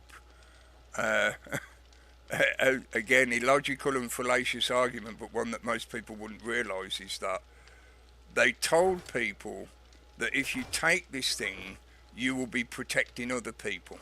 Yeah, which was immediately proven to be false. Yeah, but it meant that for the majority of the population, they instilled a burden of guilt that made them feel responsible to protect others. So they used people's own good nature to force them, to trick them, to psychologically trick them into getting this thing. Because if you didn't, you'd be putting other people at risk. You'd kill granny, blah blah blah. You would, exactly. That word. You'll kill your grandparents. So they put, like I said, a burden of guilt to trick you, to force you into doing it. And then people come along and say, "Oh, I had mine to protect you. Therefore, you have to get it to protect me." It's like, hang on, mate. If you've had the injection, isn't it protecting you? If you've had this injection, why are you so afraid of people that are already infected? Doesn't the injection protect you? Does it make no difference whatsoever? No. It's like, and when they immediately proved that it had no effect on countering infection, none at all. It did not reduce infection or transmissibility. It stopped you getting worse symptoms. But that was the initial selling point right from the start. Every talking head was on the media saying it's going to stop the spread. 90% reduction in infection was their first number. You know what that 90% was? A very small control group. If you look at the actual stats from the study they did, the 97% was actually a sub-percentage of the actual data. The actual data showed a 1% difference in infection rate. But because it was 1%, they claim that was 97% successful. Well, mate, what is it they say? There's lies, damn lies, and statistics. Yeah, brilliant Churchill quote. You can bake numbers to look like anything you want. Yeah, the magic of statistics, And it's one of those things, I think the more complicated the web of construction on any data model is, the more obvious it is that it's a complete farce. Yeah, that it's been manipulated. Just like the Office of National Statistics has been doing with the all-cause mortality rate for the last year now. Because they announced last year that they were changing how they were going to calculate it, and they've deliberately brought in an overcomplicated and pointless way of calculating it so that it makes it pretty much impossible for any member of the public to check their work. To figure it out, it's bonkers, isn't it? So they can basically publish any number they want and say, "Oh yeah, we know how to figure it out, but you'll never figure it out." You'll never figure this out. But we live in the country and the time where are you familiar with the Blue Ribbon court case? It was a good few years back. So there was an investment group called Blue Ribbon. I remember that. So they got prosecuted for investment fraud. Now you can look this up yourself if you want to know more about what happened. But what they did was they essentially got, because I don't want to get too much into the fine details because I don't know it off the top of my head. I don't know the facts off the top of my head well enough to get into the fine details. But this is public knowledge. You can look it up. They were prosecuted in the UK for massive investment fraud, absolutely massive investment fraud. And under trial, they were found guilty. So under normal trial, they were found guilty. That then went to appeal, and it was overturned on appeal. And the reason it was overturned on appeal was that the nature of the alleged crime was so complex that no jury of peers could reasonably have been considered able to understand it well enough to render a judgment. Right. So they committed mass fraud, made it super complicated and super big. They went to court, were found guilty. They went to appeal. The appeals court overturned the verdict because they said that the jury could not have understood the nature of the alleged crime well enough to make a judgment, even though they had. So what that says is, and like CPS took an absolute reaming for it because it cost millions and millions to get it to trial. So what that said is, if you want to commit financial crime, do it big, do it layered, and do it in the United Kingdom. I was going to say, it sounds a little bit like the that recent crypto coin scam with what's his face with the big silly hair, the Bankman-Fried. Yeah. Why would similar to what he did? He made it so overly complicated, such that most people didn't realise they were getting scammed until it was too late. Yeah, it's the biggest failed prosecution of a financial crime in UK history, and it has subsequently affected what will be brought to trial in this country off the back of it. How crazy is that? I'd also say it's another element to the corporatism protecting itself. Of course it is. How else? And that was where I was leaning into for the argument. What else could it be? It's like, yeah, we can't let that fail. Mental, innit? Yeah, it's something that, again, I've tried to point at various elements where you can see this kind of evidence starting to come through.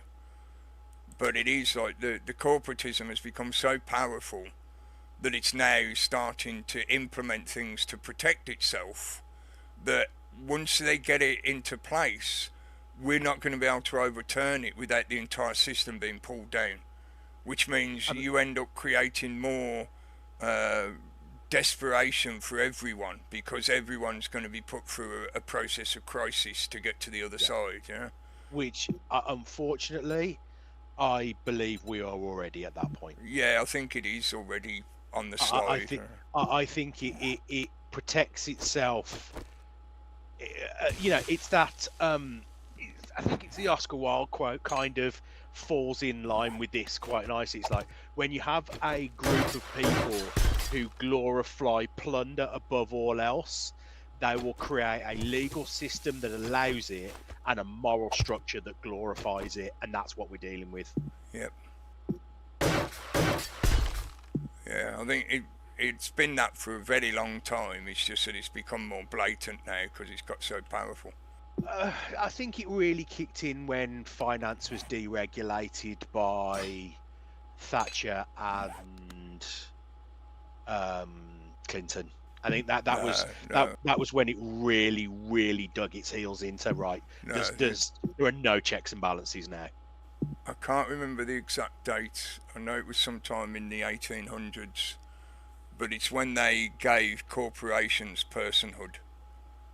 Because prior to that, a corporation was a limited project financial instrument. You could formulate a corporation to get a particular job done, like building a bridge, and once the bridge was completed, the corporation was dissolved. Yeah, but then they allowed it to be a persistent entity. Yeah, so it was given, basically, I know this sounds weird to most people, but this is an element of how the system works. It was like a undead, it was like a zombie. Yeah. What they did was created a fictional entity that most people know about, the straw man idea, that kind of thing, yeah? It's the same thing, but obviously it's a completely non-existent entity, because there's no human being attached to it. Normally, the way our system works, like, we have a straw man that acts as our operating system within the world of paper. So when you come to do anything in the paper world to do with finances or the government or whatever, you are utilising your straw man fiction to do those operations, because obviously you as a living being, you can't step into the world of paper.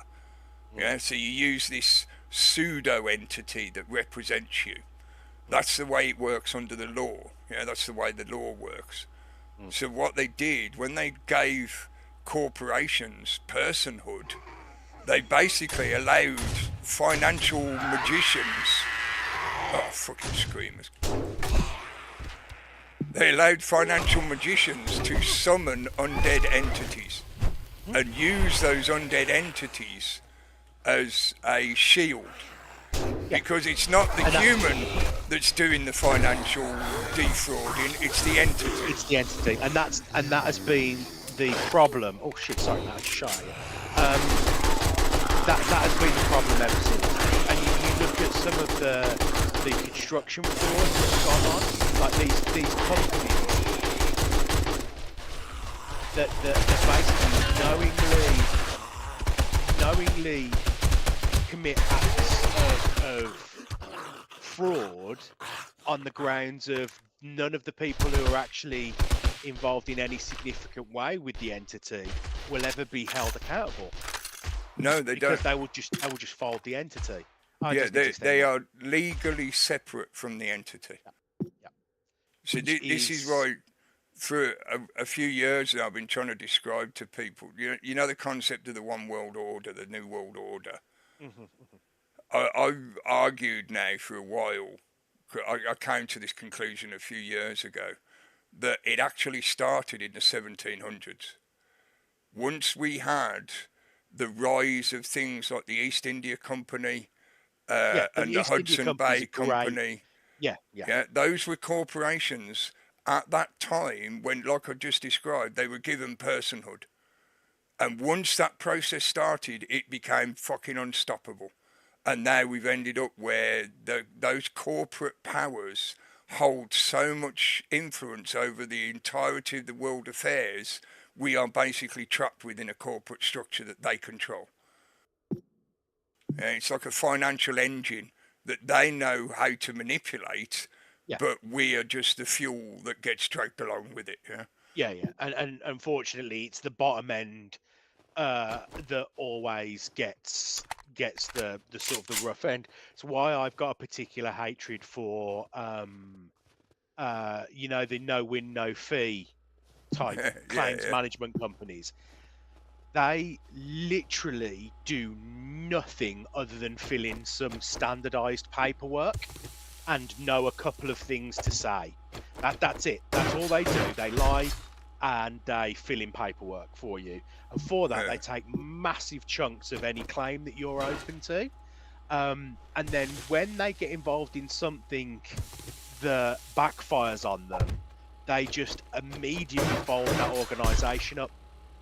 Yeah, like an LLC. Yeah. So I've got a real bee in my bonnet about claims management companies. I really can't stand them. Well, they are a predatory financial method, aren't they? Yeah. Vultures. They are ambulance chasers. Yeah, they are. Oh man, if people are watching this live stream, we just had an hour or so, maybe more, of us talking about fixing the world kind of shit. But I'm sorry, folks, but this is the reality of the world we're stuck in at the moment. It doesn't mean life is total shit. It's not at all. It's amazing and fantastic most of the time. But you've got to be aware of this shit, because if you don't keep an eye on it, they will come and take everything off you. Yeah, literally. I think there's a good statement to be made that we stand at a crossroads, and at one end of that one direction of that crossroads is our solar punk good future. You know, and at the other end is our cyberpunk Warhammer future. I want to go left. I don't want to go to the cyberpunk 40k one. Thank you very much. So I'm aiming for the solar punk one, and to get to the solar punk, we need to accept the realities of the situation that the authorities put us in. Yeah, agree. But that's pretty much all I've ever been trying to say to people. It's just I know I've got a way of saying it that most people find difficult to deal with. I can often run out of patience very quickly, especially when people start talking crazy bullshit at me. Well, it's personally, if you, in our 31 years of being friends. Yeah, that's correct. It's when people start taking the piss for you having a difference of opinion to them is where I notice you switch off. Yeah, Yeah, I do. You are absolutely, your stance has always been, you are absolutely entitled to your opinion. I'm not going to mock you for your opinion. But when people start mocking you for yours, that's when you tend to go, right, now I've had enough. Yeah, and then I do tend to get vicious. Well, Especially, no, these days, I think... Who doesn't get defensive when someone's basically calling them an idiot? You're like, nah. I think maybe it's been 10 plus years now of doing this internet stuff. And I think it's got me to the stage where now, I can be quite vicious once I lose my patience with people.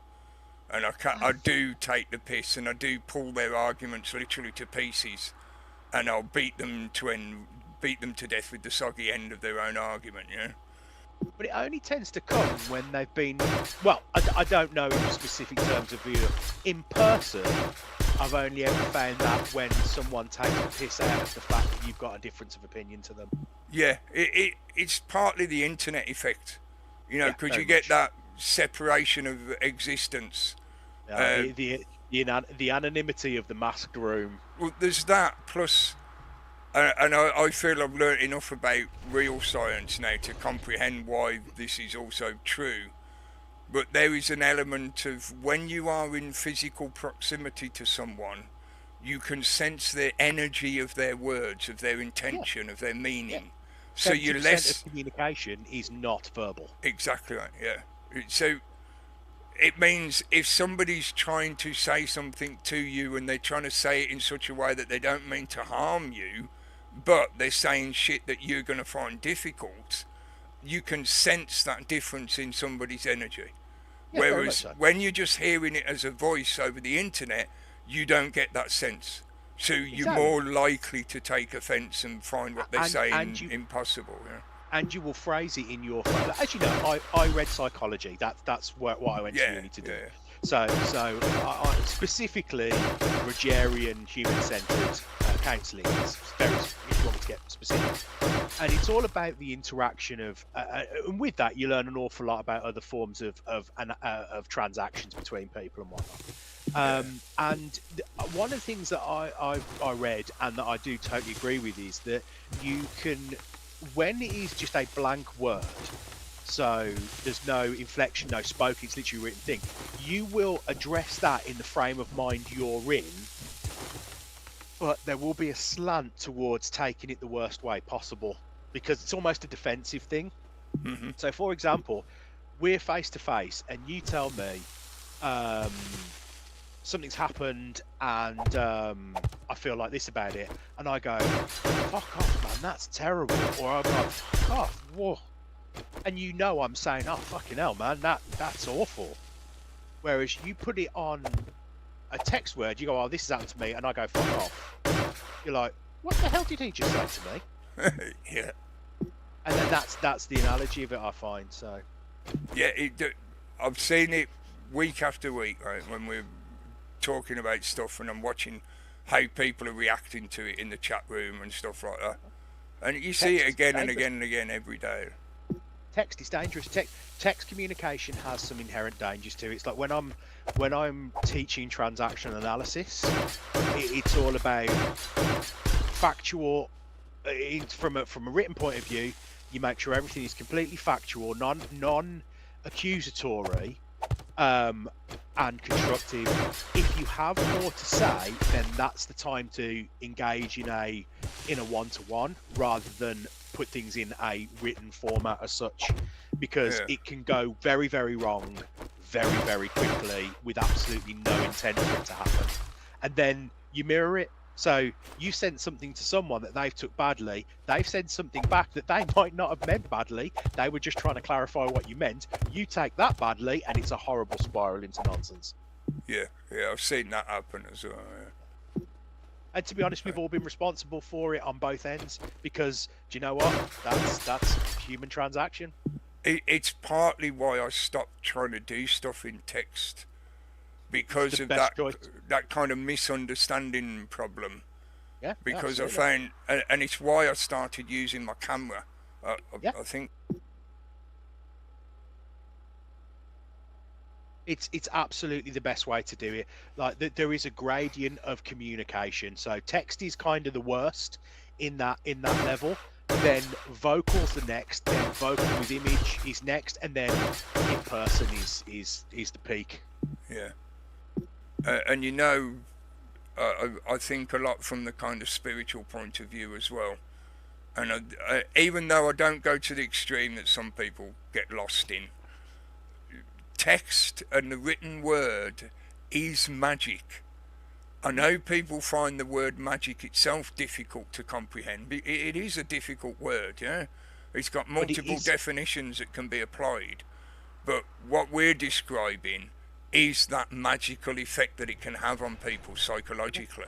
I'm not talking about something from nothing. Yeah, I'm not talking about, let's say, the word cake and making a cake appear out of nowhere. What I'm talking about is the use of the written language can literally destroy nations. Yeah. Yeah, I've described it before as, I know it's a bit cheesy, but sticks and stones can break your bones, but words can destroy a nation. Yeah, and the written word in particular, yeah. Yeah, can tear your soul out. It really can. So the whole theories of transactions between people and transaction analysis and how our behaviours and presentations will motivate and push other people is a very interesting subject that there's a hell of a lot to. And when you've read it, you start to see it and recognise it.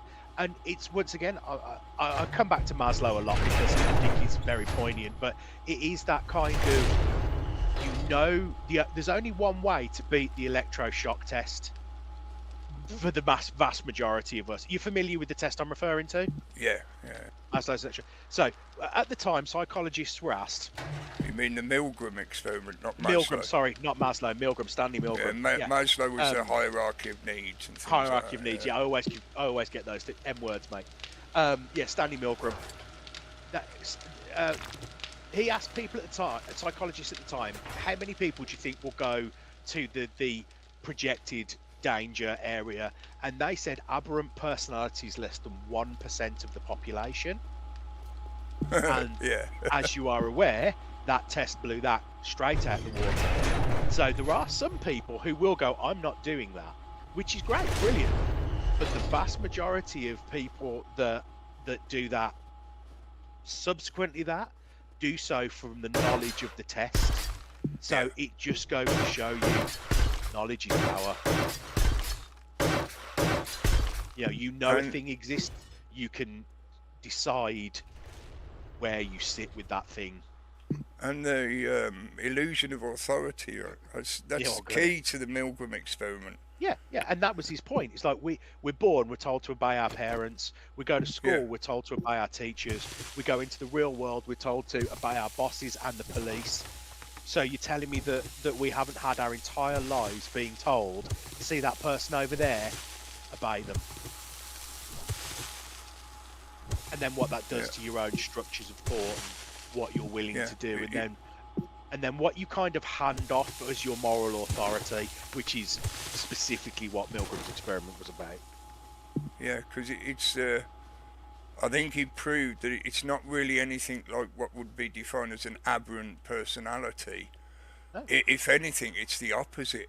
It's what most people would consider to be the normal everyday personality, because they are so ingrained into obeying an authority figure that when the authority figure tells them to press that button, even though they themselves know full well that would kill someone, they'll still press it.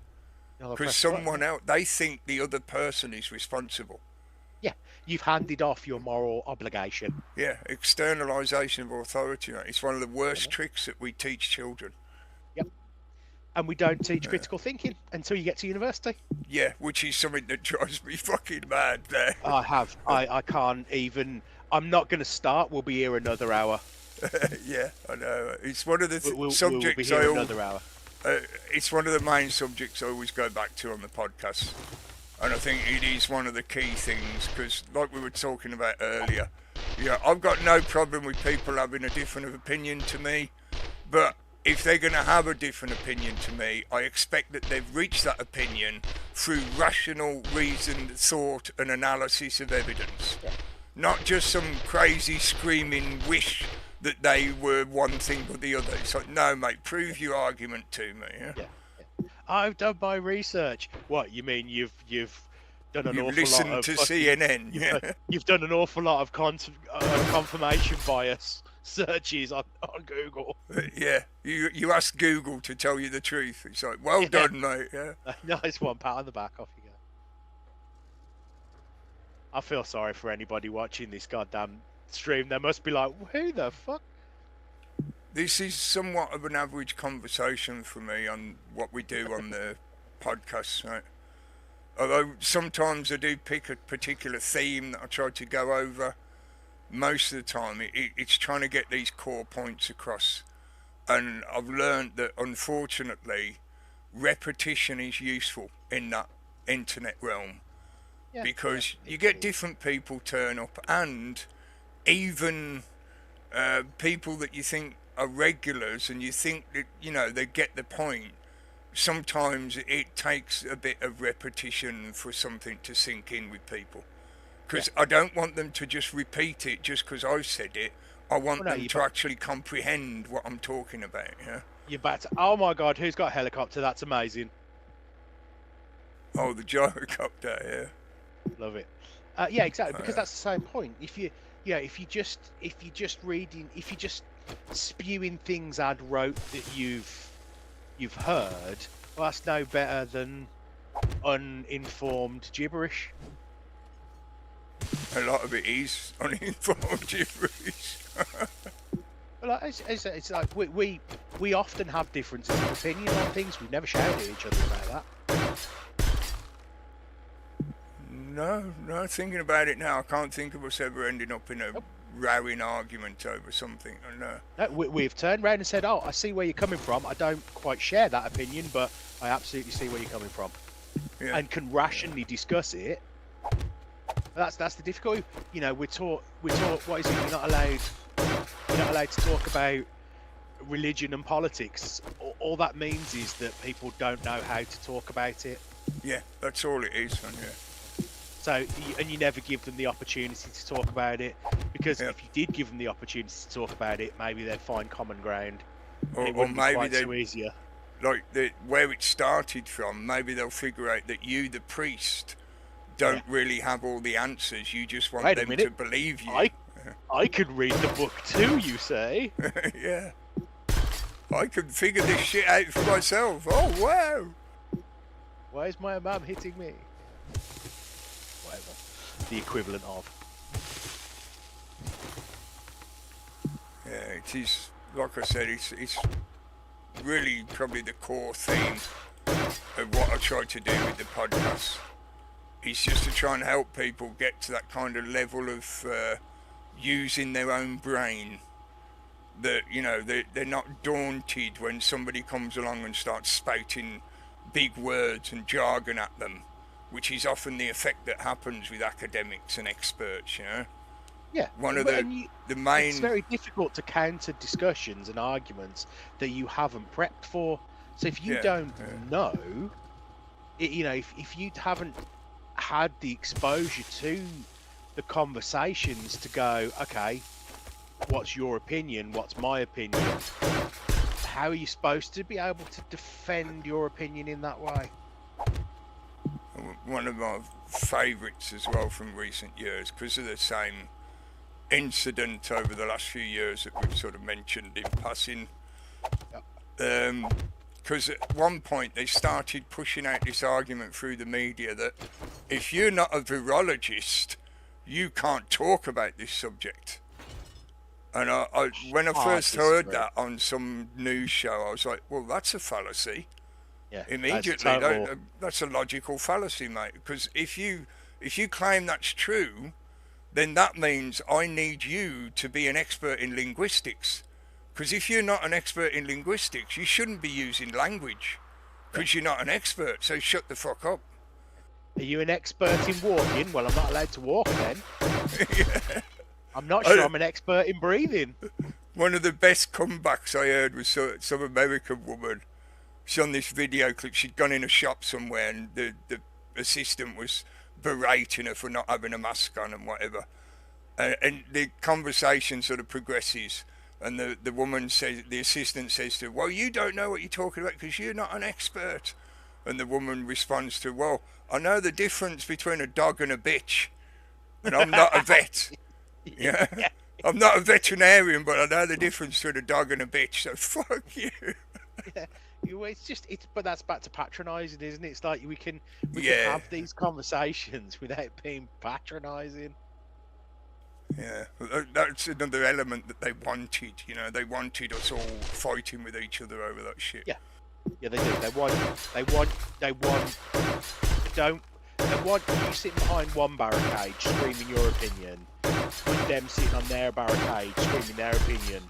They don't want people to meet in the middle to talk. They don't want centrism. They don't want people to go, okay, what's the best of all of these ideologies? What they want is entrenchment.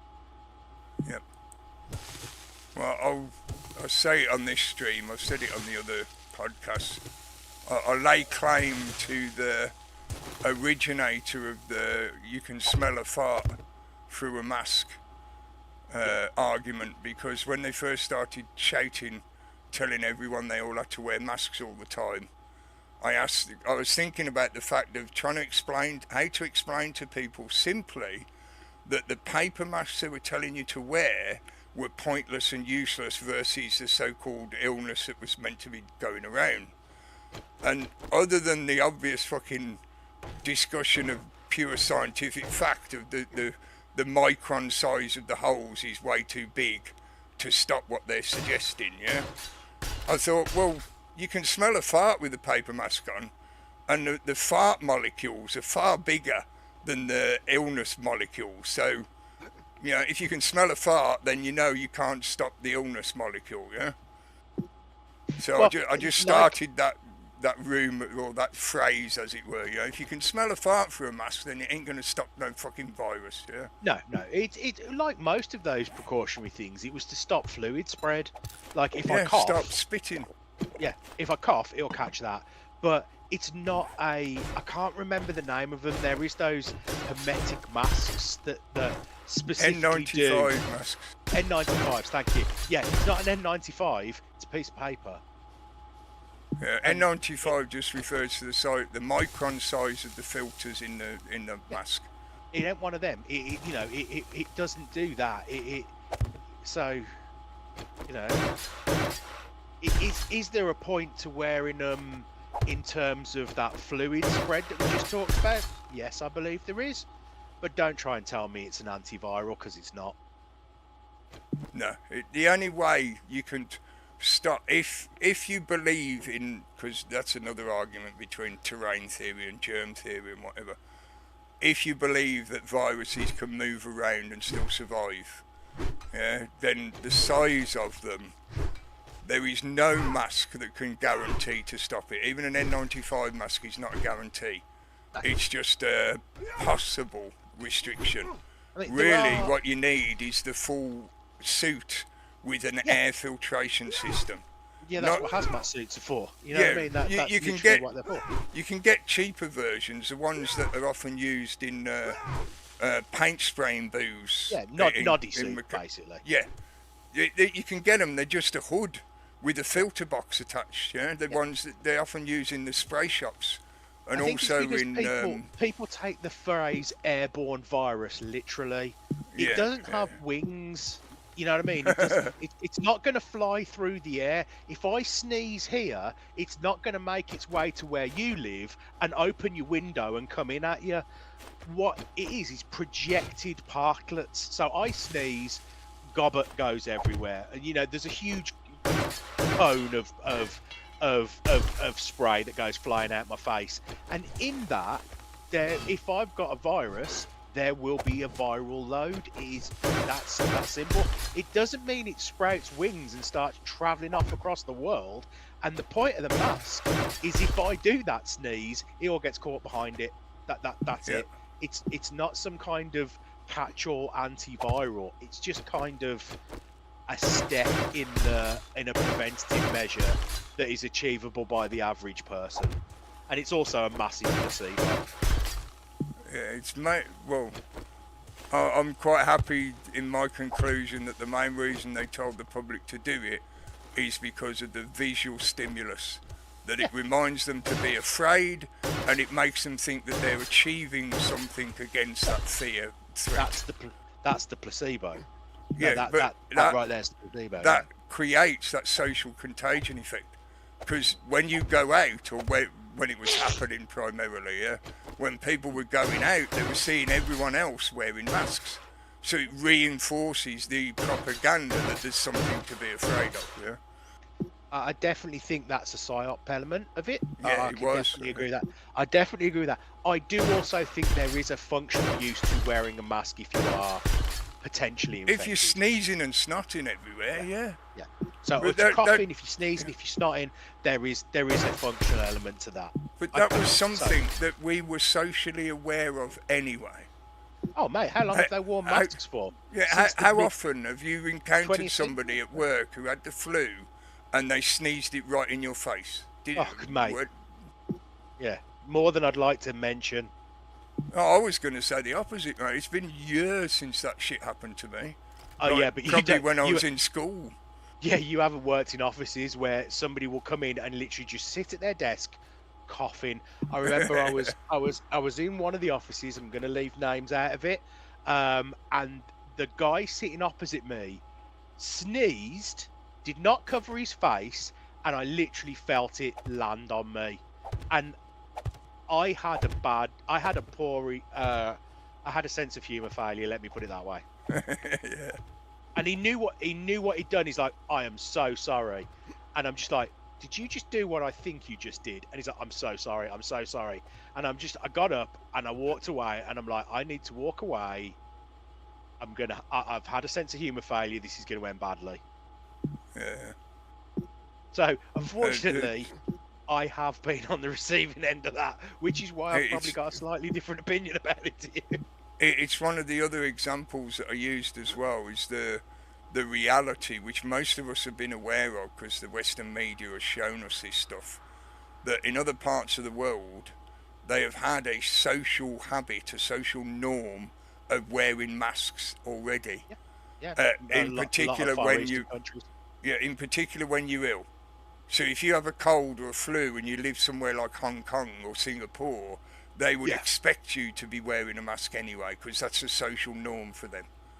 Which actually does make sense in what we've just been tight confines, yeah. Yeah, you're in tight confines. You know you are ill. You are sneezing. You are coughing. So you are going to put this gauze on that will catch that. Yep. Right, guys. Thank you for helping. I was just putting concrete blocks under that first layer. I will, when I get the chance, try and get underneath and do it, hopefully, obviously, without collapsing the fucking tower. But I'll try and get underneath and gradually build pillars down to bedrock. We've got an incoming radioactive zombie. Okay. It's another fucking screamer. On the west facing.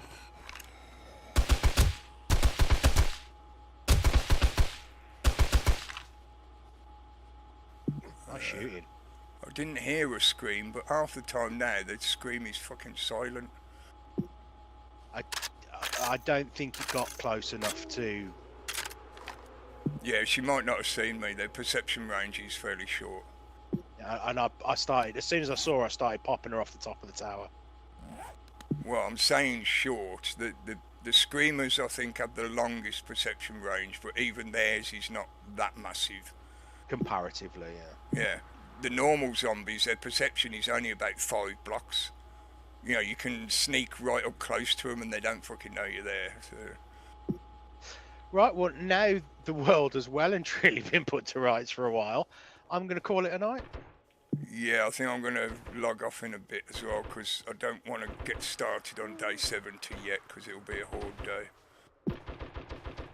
Yep, absolutely. Well, very nice to spend a bit of time running around in the apocalypse with you all. Thanks for having me. And I'll speak to you soon. All right, mate. All right, mate. Take care, all. See Good ya. night, See ya. Give Pam a hug from me. Totally well, mate. Totally well. See you soon.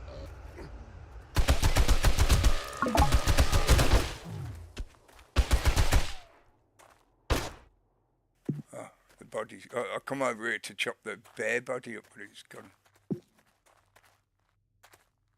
No worries.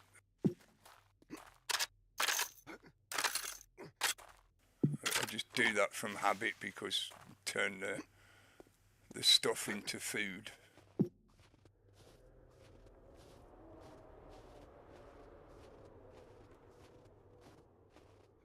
Right, yeah, I'm gonna sort my shit out and then I'll be off.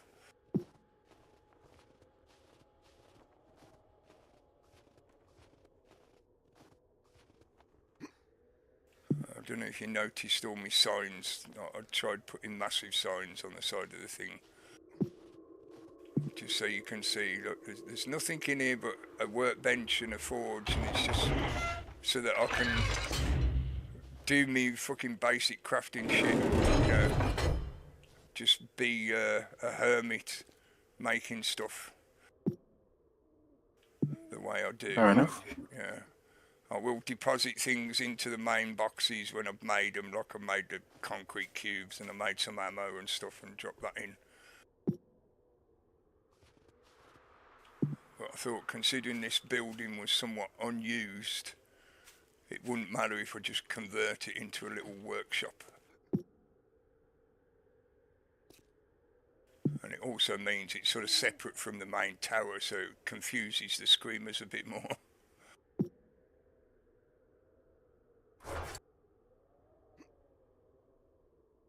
I fucking ended up picking up more fucking snow. I'll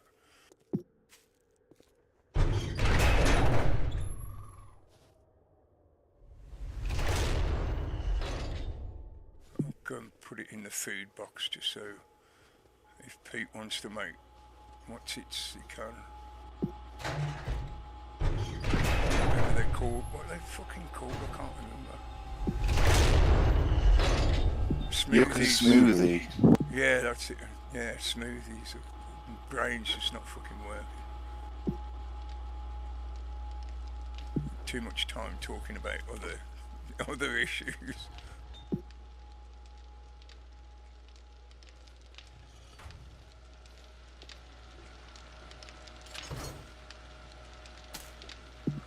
Fucking hell, there's no 4,000 fucking snowball.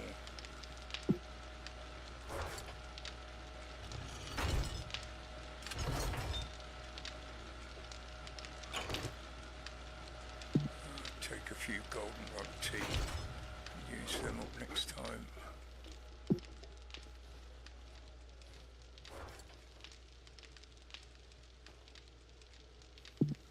Yeah, obviously up to you, but if you can, log off before the horde starts tomorrow. You'll have obviously all of the daytime tomorrow to do stuff. I can always roll the time back if we need to anyway, but I was just thinking for the next game session so we can do the day 70 horde. Yeah. Yeah, sound. Alright, thanks for the help. I'll catch you later. Oh, and Alright. Good night to YouTube live stream. Sorry, I forgot I was still live streaming it. Yeah, thanks for watching. Good night, YouTube.